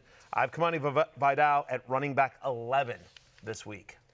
It's not good for the Titans. No. They're just going to throw it in the bin and start Tighten down. Although I do think not tighten up, tighten down. I do think they win out. Like I said earlier, they'll win the rest of their games this season. I'm just kidding. No. By the way, the other thing, Titans already starting to trade, and they're banged up in the secondary. L'Jarius Sneed's not going to play. They got 2 and 15 written all over. There's nothing to hold on to. No. How about for Chase Brown owners in this matchup with the Bears? Yeah, sneaky. Everyone focuses on how bad the Bengals' defense is. Rightfully so. It's diabolical. But Bears' defense not a ton better. I spoke about how Ashton Genty and the Raiders were driving me to drink. The one game that Ashton Genty did something was against the Chicago Bears, where he went absolutely ballistic. Chase Brown, he still looks like the same caliber of player to me. He's just, I think that Jake Browning just saps so much out of their offense. I think that Chase Brown, very good chance to go off today. 10 more running backs to look at, 21 through 30. I'm curious, the first guy that we're going to have you touch on for the Chiefs, Kareem Hunt. What do you think his touch ceiling would be with Pacheco out? Can he get past 15 or so? Sure. I mean, we talked about this earlier in the show. Like last year when Pacheco missed time, he averaged over 20 touches a game. He averaged like 21. Now, again, like I said, the Chiefs have a lot more weapons this year on offense. Rashard Smith. Not only Brashard Smith, but they have, Hollywood Brown and Rashee Rice and Xavier Worthy both being able to run full route trees. And you've got Travis Kelce. They've gotten some production from Tyquan Thornton. Juju's still around. So just a lot more mouths to feed than you felt than it felt sort of last year with the Chiefs. It was just kind of making it up every year. You're like, wait, who? With Justin Watson? Wait, what? And so they do have more mouths to feed. So do I think he can get to 20 touches? Sure, he can. Do I think he will? No. I'd probably peg him at more like close to 15 touches. Yeah. But having said that, Right? I mean, Buffalo allows the second most rushing touchdowns to running backs. They're bottom 5 in rushing yards and yards per carry allowed to opposing running backs. And so Kareem Hunt, I have it running back 25. I think he's a pretty good bet to get into the end zone here. Lawrence should have taken him for our touchdown parlay. What is wrong with me? I can't speak English. Parlay? Yeah, what are you talking about? Right? It's awful. I don't know. English is my second language. Everyone knows this. Yeah, maybe it's turned. Maybe you're in the different phase of the brain. Maybe I'm just on the downward trend. Maybe jump the shark. Maybe the brain jumped the shark. It might be that turn. Yeah, it's like you're just like. I'm listen, glad maybe you're part of it. you're Joe Flacco on the Broncos. In fairness, we've all had our moments today, so it hasn't just been a Matthew Berry special. Lawrence bad, been okay. It is bad. clean. It's. I'm clean. Actually, for 3 years. The Titans really. say otherwise. We got a question here from Tyler E. Hunt, Henderson, Diggs, or Tet? Pick one. Hunt, Henderson. We don't know if it's standard or PPR. Yeah, so you heard me just talk up Kareem Hunt, right? Obviously, and I kind of like Stephon Diggs here. We've talked about Tedero McMillan earlier before against the Packers. For me, I think it's Travion Henderson. This is a risky one. I would say Hunt is the floor guy. Yeah. I think Hunt has the best chance at a touchdown of those 4 guys. Yeah, you want 45 yards and 1 touchdown? Kareem Hunt's your man. Exactly. That's exactly right. But I think Travion Henderson, as we talked about, Travion Henderson, again, I don't know if it's 20% or a 50% or 60% chance, but Travion Henderson has a chance to do 100 yards, 5 receptions, 100 yards, and a touchdown. Mm-hmm. Combined. 5 receptions, 5 for 40, 60 yards on the ground, and a touchdown. That kind of thing. Yeah, I like it. Why are you giggling, George? We got 2 good comments here. IR regular, Aloha, you broke Barry. And then Aloha Bricks responded, Barry must have drank some wine before the show. That's right. Clearly wasn't beer. No, Aloha Bricks knows. I'm impervious to beer. Oh, yeah. If it was beer, you'd be reeling off EPA per play stats. In the Queen's English. Exactly right. No, please. Yes, in Mandarin. But no, it's, I can. EPA. No EPA. Okay, so for Aaron Jones last week, blowout loss for the Vikings. He outtouches Jordan Mason. Do you see more of the same given that they're 9.5-point underdogs going to Detroit, Lawrence? Yes. And we didn't even think he was going to play. It was like close to a true game time decision. But he plays, and then Jordan Mason goes on to have his lowest number of carries in this season. Jones played 53% of the snaps to Jordan Mason's 35. Xavier Scott, he got the rest. So if this game goes how we think it should, would, and could go, then Aaron Jones is definitely the guy you want to start out that Vikings backfield, not just today, but probably for the rest of the season. They got to be favorites for you to start Jordan Mason, to think that they're going to have a run-predominant game. I would say like be touchdown favorites, and how many times is that going to happen? Yeah, it's not going to happen. The schedule's too insanely hard the rest of the way. Yeah. Dark times in the Twin Cities. Our wide receiver ranks, and again, no doubters, 1 through 10 here. Jamar Chase takes the top spot, followed by JSN and Puka Nacua, number 3. As we go to 11 through 20, what do you like about DK Metcalf this week, Matthew? What don't I like about DK Metcalf this week? Handsome, large, muscular. Looks like me. If you take the Pino's hitting. If you took a picture of DK Metcalf and myself, each with our shirts off, side by side, and you took you cut the picture off at the head, so you couldn't see each other's heads. It looked completely different. Yes, no, you'd be like, couldn't be more different. I think he's twins. You give him a run for his ankles. That's fair. Might be fair. Look, Colts, and Lawrence references earlier in terms of DK Metcalf, but the Colts secondary is a bit of a weakness. They're getting healthier, but still, they've allowed the 3rd most fantasy points per game, the 4th most yards per game to opposing wide receivers this season. Colts are favored here. Aaron Rodgers is going to have to throw. And so since week 2, Colts have allowed the 5th most touchdowns to wide receiver. He obviously looks for DK Metcalf when he gets in close. He's the number 1 target in the red zone here. I have DK at wide receiver 15. I think he's a mid-tier wide receiver 2. I do think Aaron Rodgers is going to have to throw against this Colts defense. They're good up front. Hard to run on Indianapolis. So, give me DK Metcalf as a top 15 play today. And we got you, instead of the excuseler, Truth Walker has renamed you the Musler. I like that. DK Metcalf soliloquy. From Irish Need 2 flex, PPR, Metcalf, Olave, Rico, Chuba, Dobbs, and Myers. I like how you didn't pronounce the second part of his name. There's no way. 54 SW33. 54 sweet. Sweet. Yeah, sweet. Okay. That's okay. Yeah. Just get with the kids. They'll tell you. Okay, Anyway, it's your first 2. It's DK Metcalf and Chris Olave. Easy. It's just the wide receivers. Yeah, exactly. We feel good about both those matchups. We feel good about the usage. We expect Rico Dowdle to take over this backfield, but Chuba Hubbard's still going to be involved, obviously, and you don't love the matchup with the Packers. And the fact that he has both of them, that's just too scary. Like, go with the 2 receivers where you know they're number 1s on their team. I will say this. I've gotten this question a lot from people. What do I do if I have both? And the answer here is you play Rico Dowdle. I would not play both. I would not ignore both unless you have better options, but I would play Rico Dowdle. That guy had better options. Yeah. You don't want shares of the Panthers offense today. If you can, but I'm saying if you had to choose between Dowdle and Chuba Hubbard, the answer is Rico Dowdle. I got Bryce Young in the league of assholes, and I'm feeling pretty damn good about it, guys. Hey. You guys are 1-2 right now. You're in the top spot. You're in second. Why won't 6 you and trade 2 for Jaden Daniels? Give me one of your running backs for Jaden Daniels. Just give me your best player. Because I'm winning. I don't like. I'm like the Colts. I got good guys who can run the offense and let Jonathan Taylor score all the points. Why slap a mustache on the Mona Lisa? I don't want Jaden Daniels to give me 19 points when James Cook is no. I don't want Jaden Daniels nah. Wow. Troublesome hamstrings. For the Jags, Travis Hunter on IR. Is BTJ going to look like the BTJ of last season? No idea, George. No idea. That's the problem. I think when you look at the biggest draft busts coming into the season, guys like Chase Brown. All right, well, he lost his quarterback in Joe Burrow. Nico Collins has been disappointing, but that's a dysfunctional offense with things not to do with him.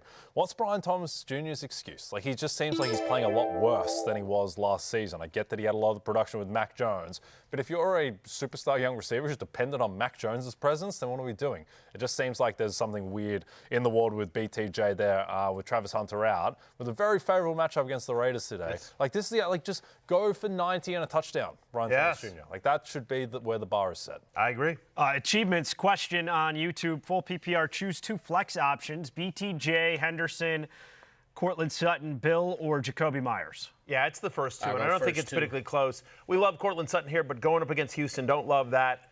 Bill's been bad. As much as we love the story of Bill, of Ja'Cory Krosky-Merritt, he's been bad for much of the season for a variety of reasons, and against the Seahawks, who literally have the #1 run defense in the NFL over the last 4 weeks. I don't want him, Jacoby Myers. We haven't seen him be good in a while. No. This Raiders offense looks broken. So it's BTJ, who Jay just talked about. We like the matchup, and we think out of the bye, hopefully he's better. And we've talked about Travion Henderson quite a bit this show. So those are the 2 choices here, achievements. And DraftKings said Jacoby Myers' receiving yardage market set at 47.5. That's how little faith that they have based on what we've seen the last. And I might take the under. He's just been bad. He's been in the 30s the last 3 games. Yeah, he looks broken. The whole offense just looks broken, I should say. Offense that has been rolling with the chains to Jackson Dart. That's the Giants. And Wan'Dale Robinson serving as the de facto #1 for New York, Matthew. It's outrageous. It's outrageous what he's producing for the Giants. It's outrageous what he's producing for Lawrence Jackson. Lawrence Jackson has just his whole team is a PPR scam artist.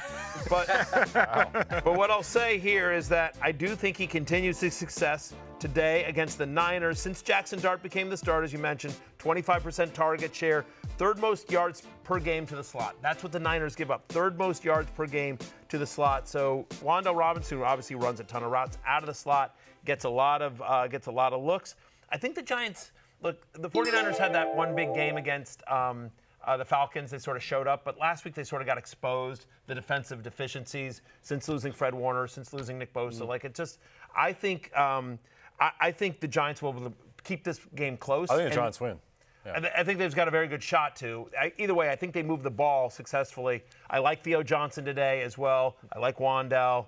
I think Jackson Dart has a nice game here. I think that game is going to be sneaky fun. Yeah, I think the Giants have much better defense, and I think they might have a better quarterback. Yeah. Greg Fleming with this question. Half-point PPR start 1, Wan'Dale, Shakir, or Jennings? Yeah, we haven't seen it from Jennings yet. Like, he's healthy, which is great, but this year it's been tough. Wan'Dale is the correct answer. Yeah, I agree with you, Lawrence. It's Greg. We're going with Wan'Dale. Okay. Sticking with our wide receiver ranks, 21 through 30. Lawrence, how beneficial is it for MHJ owners to have Jacoby Brissett making the start instead of Kyler? Well, the facts are he hasn't been good with Jacoby Brissett in those first 2 starts. Only 2 catches and 4 targets a game in those starts. But we've seen Jacoby Brissett have the good fantasy games, right? But now you're going against Dallas, that high over-under 54.5 against a Dallas defense that is horrific against receivers in fantasy. So I have no problem at all putting Marvin Harrison Jr. in the lineup. I think he has his biggest game of the season today versus these Cowboys. Yeah, if it's going to happen, the Cowboys. Jacoby going to throw the ball 35, 40 times. It's up. Yeah, Cowboys are the perfect matchup for sure. This question on YouTube, Michael F. Full-on flexible frustration here, full PPR Chase Brown or MHJ? I think it's Marvin Harrison Jr. We've talked about him a lot, but we think that Jacoby Brissett being quarterback helps Marvin Harrison. They're going to throw it deep to him. Cowboys give up a lot of deep passes. Game has a high total. We expect fireworks back and forth. Jacoby's played well. Jacoby has played well as a starter. He's run that offense, and his target tree is fairly narrow. It's literally it's Harrison and McBride. Other guys get mixed in there a little bit, but honestly, it's we kind of like these 2 guys. Jacoby Brissett going to play like another 16 years in the NFL. Yes, he is. He always going to have that spot. Would you say he's a top 10 backup quarterback? Yeah. He probably better. He better than that. Top 4. Yeah, top 4. He's right up there. Yeah. He's the one you want. I don't know if there's anyone I'd want over him.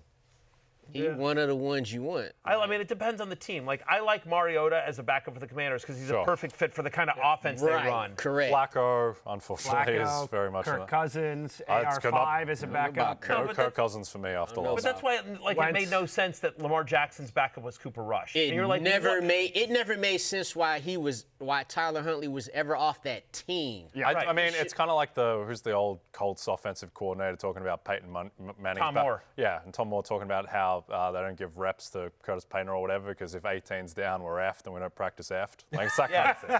That's right. That's the famous quote. Why are we investing in Lamar Jackson's backup? If we lose Lamar Jackson, we're screwed anyway, right? Yeah, but again, last week, Huntley showed he could win a game. Right. The point is if you have, and we've seen it with Mariota and the Commanders, when you have a quarterback that is similar to your starting quarterback. You know what I mean? You don't have to change the offense, right? Yep. Maybe you adjust some plays because you're like, the starter can do stuff that this guy can't. But you don't, again, Lamar Jackson to Cooper Rush is the great example. I get it that the Jets have all these issues, but there's Tyrod is a very good backup for Justin Fields in terms of their skill sets and the kind of. Tyrod is a good one too. I think he one of them. He could back up like anybody. Like he's just a solid backup. I'm having a drinking problem. I just slipped. Rippling all over yourself? It's all over myself. It's a disaster. I'm having a disaster. We're going to need a Barry's Greatest Hits from this show boiled down. I'm a disaster today. I don't know what's going on. The spilling. Yeah. Bib? Okay, something, bib. Yeah, something. I don't know what's going on with me. I'm a disaster. Well, if you're a disaster, it's been anything but for Tyler Warren in his rookie season with the Colts. I have a lot of ice in my Pinot here, and it's spilled. Yeah. He's been a breakout star, and I know Bears fans everywhere are kicking themselves for passing on Tyler Warren for Colston Loveland, and he's almost in your top spot, but you got him number 2, Matthew. Love Tyler Warren this week, right? Steelers allow the most yards per game, second most fantasy points per game to opposing tight ends. Think about what Tucker Kraft did to him last week as well. In fact, 4 different tight ends have had their best game of the year in terms of receiving yards against the Steelers. Not just Tucker Kraft, but Hunter Henry, Harold Fannin, Noah Fant.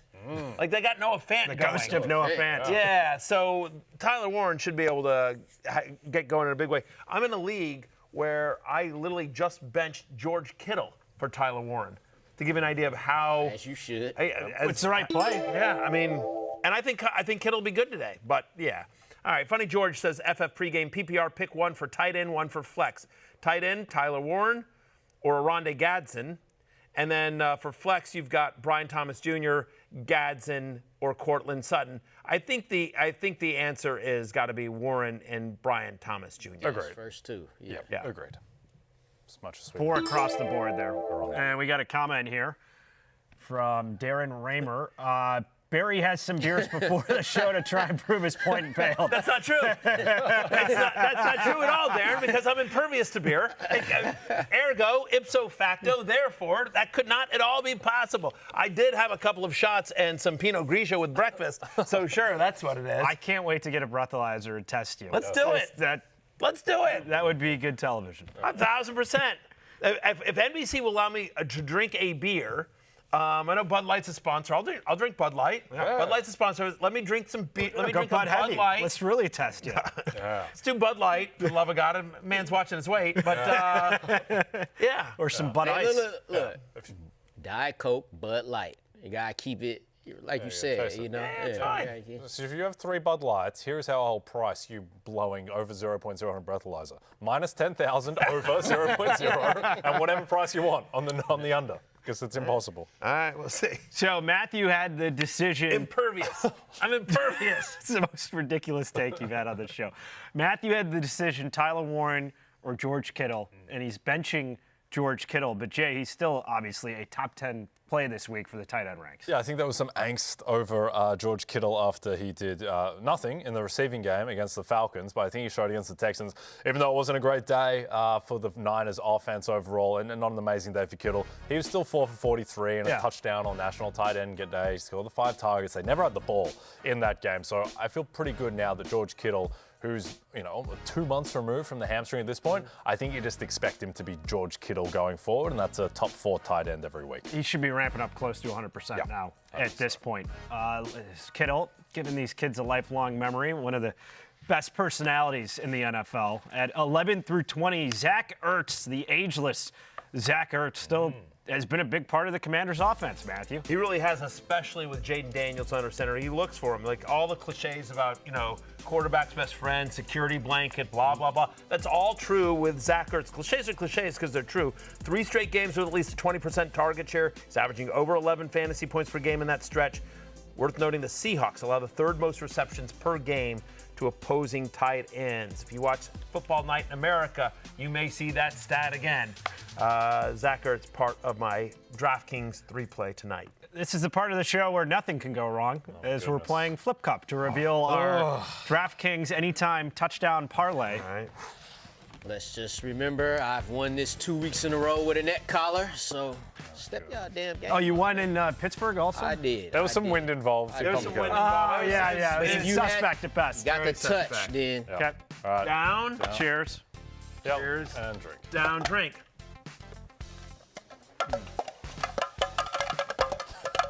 Boom. Boom. There you go. Boom, shakalaka. Bam. Oh. Last place, Lawrence. Bam, I'd say boom, you I shouldn't have said nothing. Meanwhile, by the way, Jay cheated. I don't know if you know he cheated because you're supposed to go down, cheers, down, drink, and he forgot the second down. Okay. So he's last. Watch the tape. Cheater Jay, still able to defeat you, still able to crush all of you, even neck brace over Talk here. about overcoming adversity. Oh my God. You know what? The comeback kid. No one believed in me. No one believed in me. Can't wait to see the documentary. Where's my 30 for 30? Like the Patriots dynasty making up. Listen, they no one doubted us. They all doubted us. Honestly, the amount of skill that took, when you think about what's happened earlier in the show, where it looked like I was having a brain aneurysm. Honestly, and continues to and look like that. I still might, right? I still might. But you haven't lost your motor skills. No, I haven't. Now, who did I take? I think I took Chris McCaffrey. No, you didn't take Chris you McCaffrey. took Jonathan Taylor. Oh, I did. You took Jahmyr Gibbs. Oh, I took Jahmyr Gibbs. Yeah. Oh, yeah. I took Jonathan Taylor because apparently you guys are taking Saquon Barkley and Jonathan Taylor. Well, I want to get on the lock action. Jonathan Taylor will score a touchdown today. Yeah, Jahmyr Gibbs, by the way, is always a touchdown. He's always a chance to score a touchdown. Of course, against Minnesota, which has been a bottom 10 run defense, in a game in which, Jahmyr Gibbs, a game in the turf. Jahmyr Gibbs gets in the end zone today. I like it. Yeah. Lawrence, you like Josh Allen? Josh Allen, even though I didn't get second, he has 5 rush TDs this season. Hell, he had 2 last week against Carolina. I talked about it earlier. When he plays the Chiefs in the regular season, he's running it double-digit times. He won the game last year on a touchdown versus KC. I got Kamani Vidal, touchdowns in 2 of his 3 starts last week, 23, 117, and a rushing touchdown. I think they're going to be up big against the Titans. Hassan Haskins on IR. So the touch count should only be increased. By the way, Titans give up the 3rd most rushing touchdowns to opposing running backs as well. JT, locked in for you, Jay, for the shoe. The MVP. For the shoe. Let's go. Oh, I love the Colts. He came to the stadium like that. Friend of the podcast, Jonathan Taylor. Go get yourself a touchdown, JT.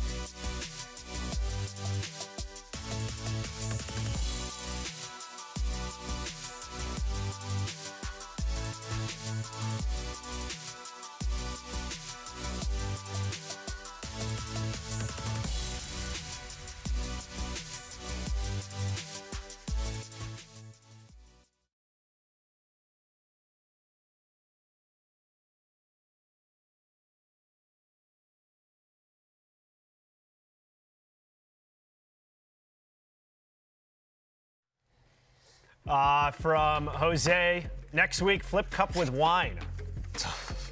Okay. What do you guys think? Sure. I love wine. I'm not sure it's great in flip cup. Have you ever played wine pong before, Matthew? We got beer guys. I've played wine pong before. I've played all sorts of pong. I'd play wine pong with you guys. Yeah. Where I would get hammered because I'm impervious to beer, as you know.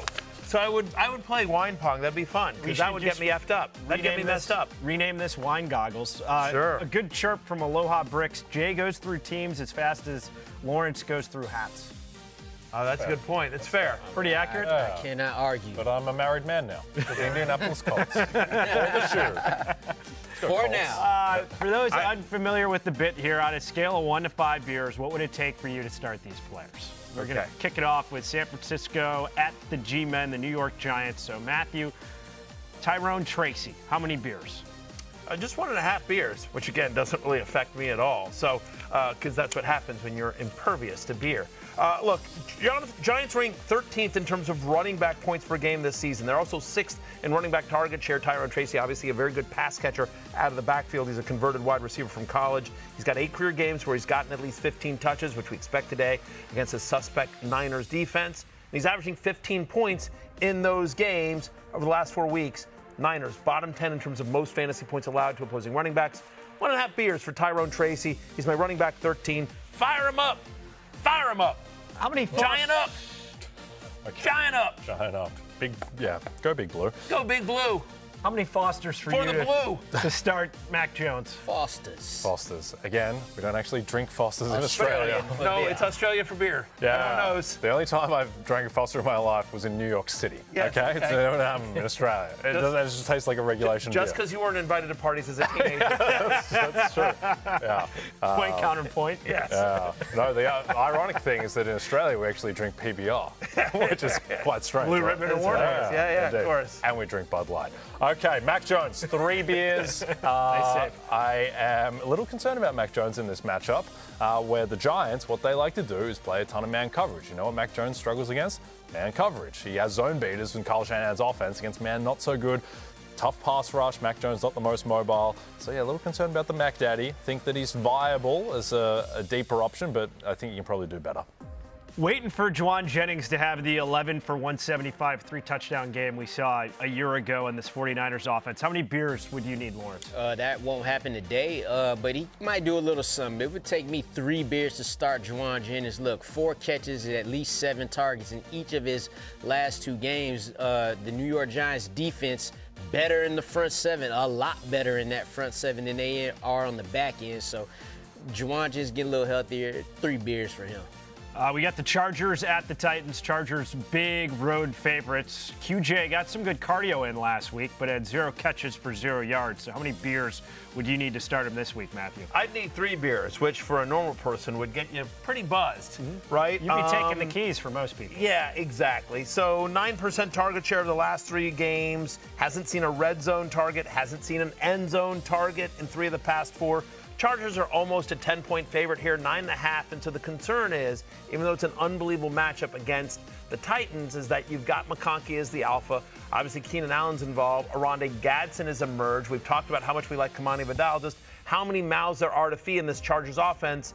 Could QJ get deep for one? Of course he is, and if you start him, that's what you're hoping for. But just based on the last 3 games, you just don't feel great about his consistent role in this offense. Remember, first 4 games of the year, he was getting a 25% target share. It's been 9% over the last 3. So if you need 3 beers for QJ, how many do you need, Jay, to start Keenan Allen? 3 beers for Keenan Allen. I think the way this Chargers passing game is breaking down now is that Ladd McConkey's the clear number 1, and then I think you got 3 guys that are in the same tier competing for number 2. It's QJ, Keenan Allen, Aronde Gadsden. Probably have Keenan Allen the best of those guys, but don't feel amazing about it. I think his role is going to be inconsistent now, so 3 beers. And Lawrence, Tony Pollard with Tajay Spears now making that a 50-50 split basically in the Titans backfield. How many beers would you need? 3.5. And it's crazy you talk about the split. Weeks 1 through 4, he played 86% of the snap. 2 of the last 3 games, he's been on the field for less than 50% of the offensive snap. And we talked about when and why Tajay Spears gets all these looks when they're getting blown out. Well, you know, they're 9.5-point underdogs, so There you go, 3.5 beers just because he's still starting, though. Makes sense. Jags at Raiders. Our next matchup, we're looking at Jakobi Meyers, and we've been saying that we didn't think he would necessarily clear 47.5 for receiving yards. So translate that to how many beers you would need to start. 3.5, which for somebody that is impervious to alcohol, like the three of you, that is not impervious to beers the way I am, like the three of you, he'd be pretty buzzed. He's my wide receiver 33. I don't have him inside my top 30. 4 straight games with single-digit fantasy points for Jakobi Meyers. Since week 3, he's wide receiver 51 on a points-per-game basis. This Raiders offense is broken, right? And then you think about this Jacksonville Jaguars team, they allow the fewest yards per game, the lowest catch rate to the slot. They've actually played decent defense coming out of the bye. I think they were prepared for this game as well. And so Jakobi Meyers, who just doesn't seem to want to be there, he's demanded a trade, he's got 1 foot in, 1 foot out. It just doesn't.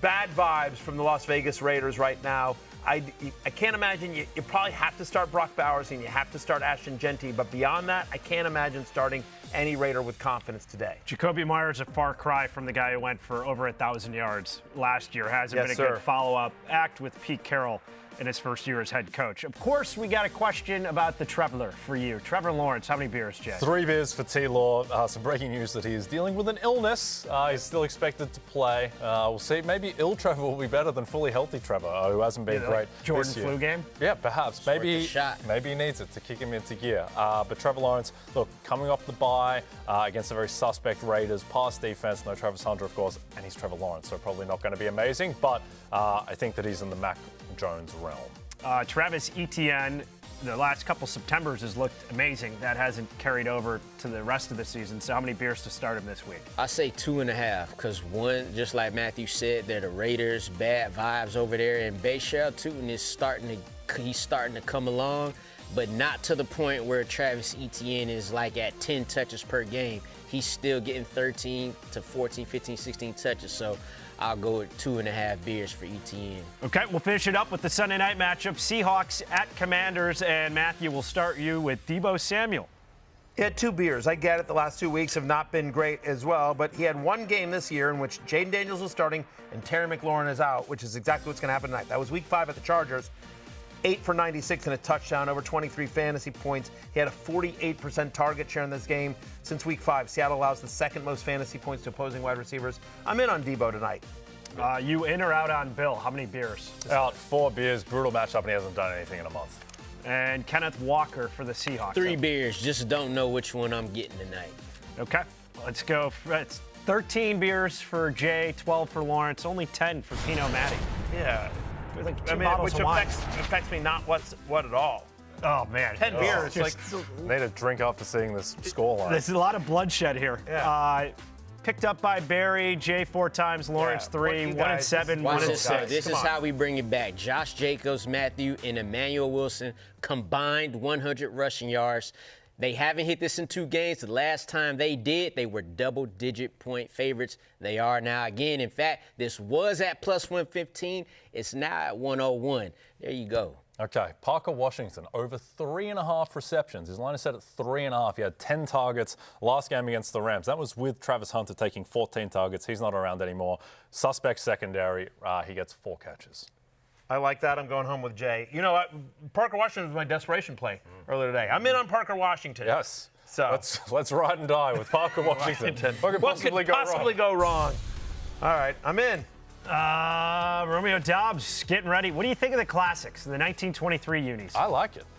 Yeah, I do too. I like. They better than the joints the Steelers wore last year. Yeah, those were hideous. Yeah. Exactly. They look like the Commanders will be in throwbacks tonight as well. But they can't use the old helmet, so it's super weird. Those are stupid jerseys, though. I know.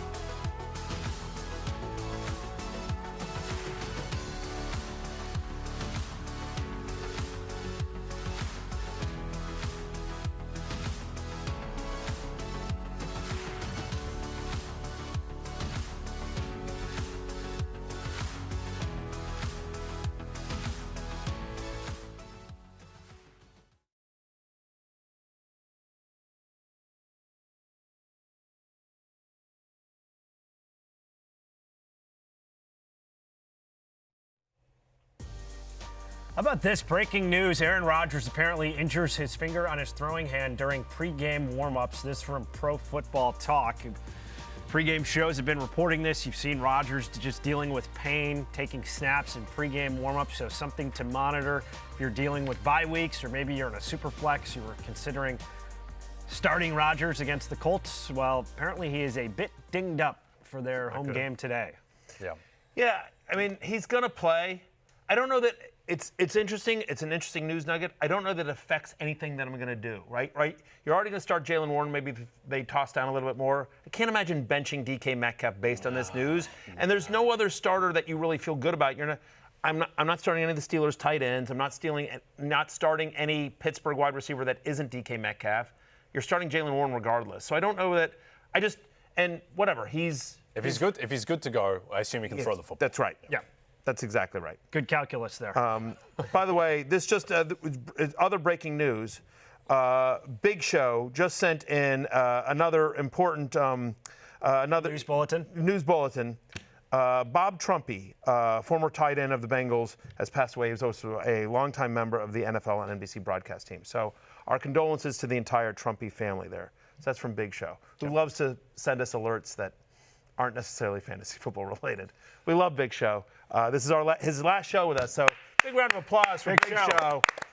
And a salute. A man of the people. Man of the people. Last call, and it's been all Matthew Berry, just dominating. Which no one ever likes. 61, 46-1. Lawrence and Jay both under 500. You guys got some work to do, gentlemen. Crushing you guys like a grape. Okay, we got 2 minutes. Let's you ready? do it. More total yards. Chase Brown or Kyle Monangai? Monangai. Chase Brown. Monangai. More fantasy points. Justin Jefferson or Amon-Ra? Amon-Ra. Jefferson. Amon-Ra. More receptions. Romeo Doubs or Tetaroa McMillan? Tetaroa. T-Mac. More fantasy points. Kamani Vidal or Lad McConkey? Vidal. McConkey. Vidal. More fantasy points. Bijan Robinson or Drake May? Drake May. Drake.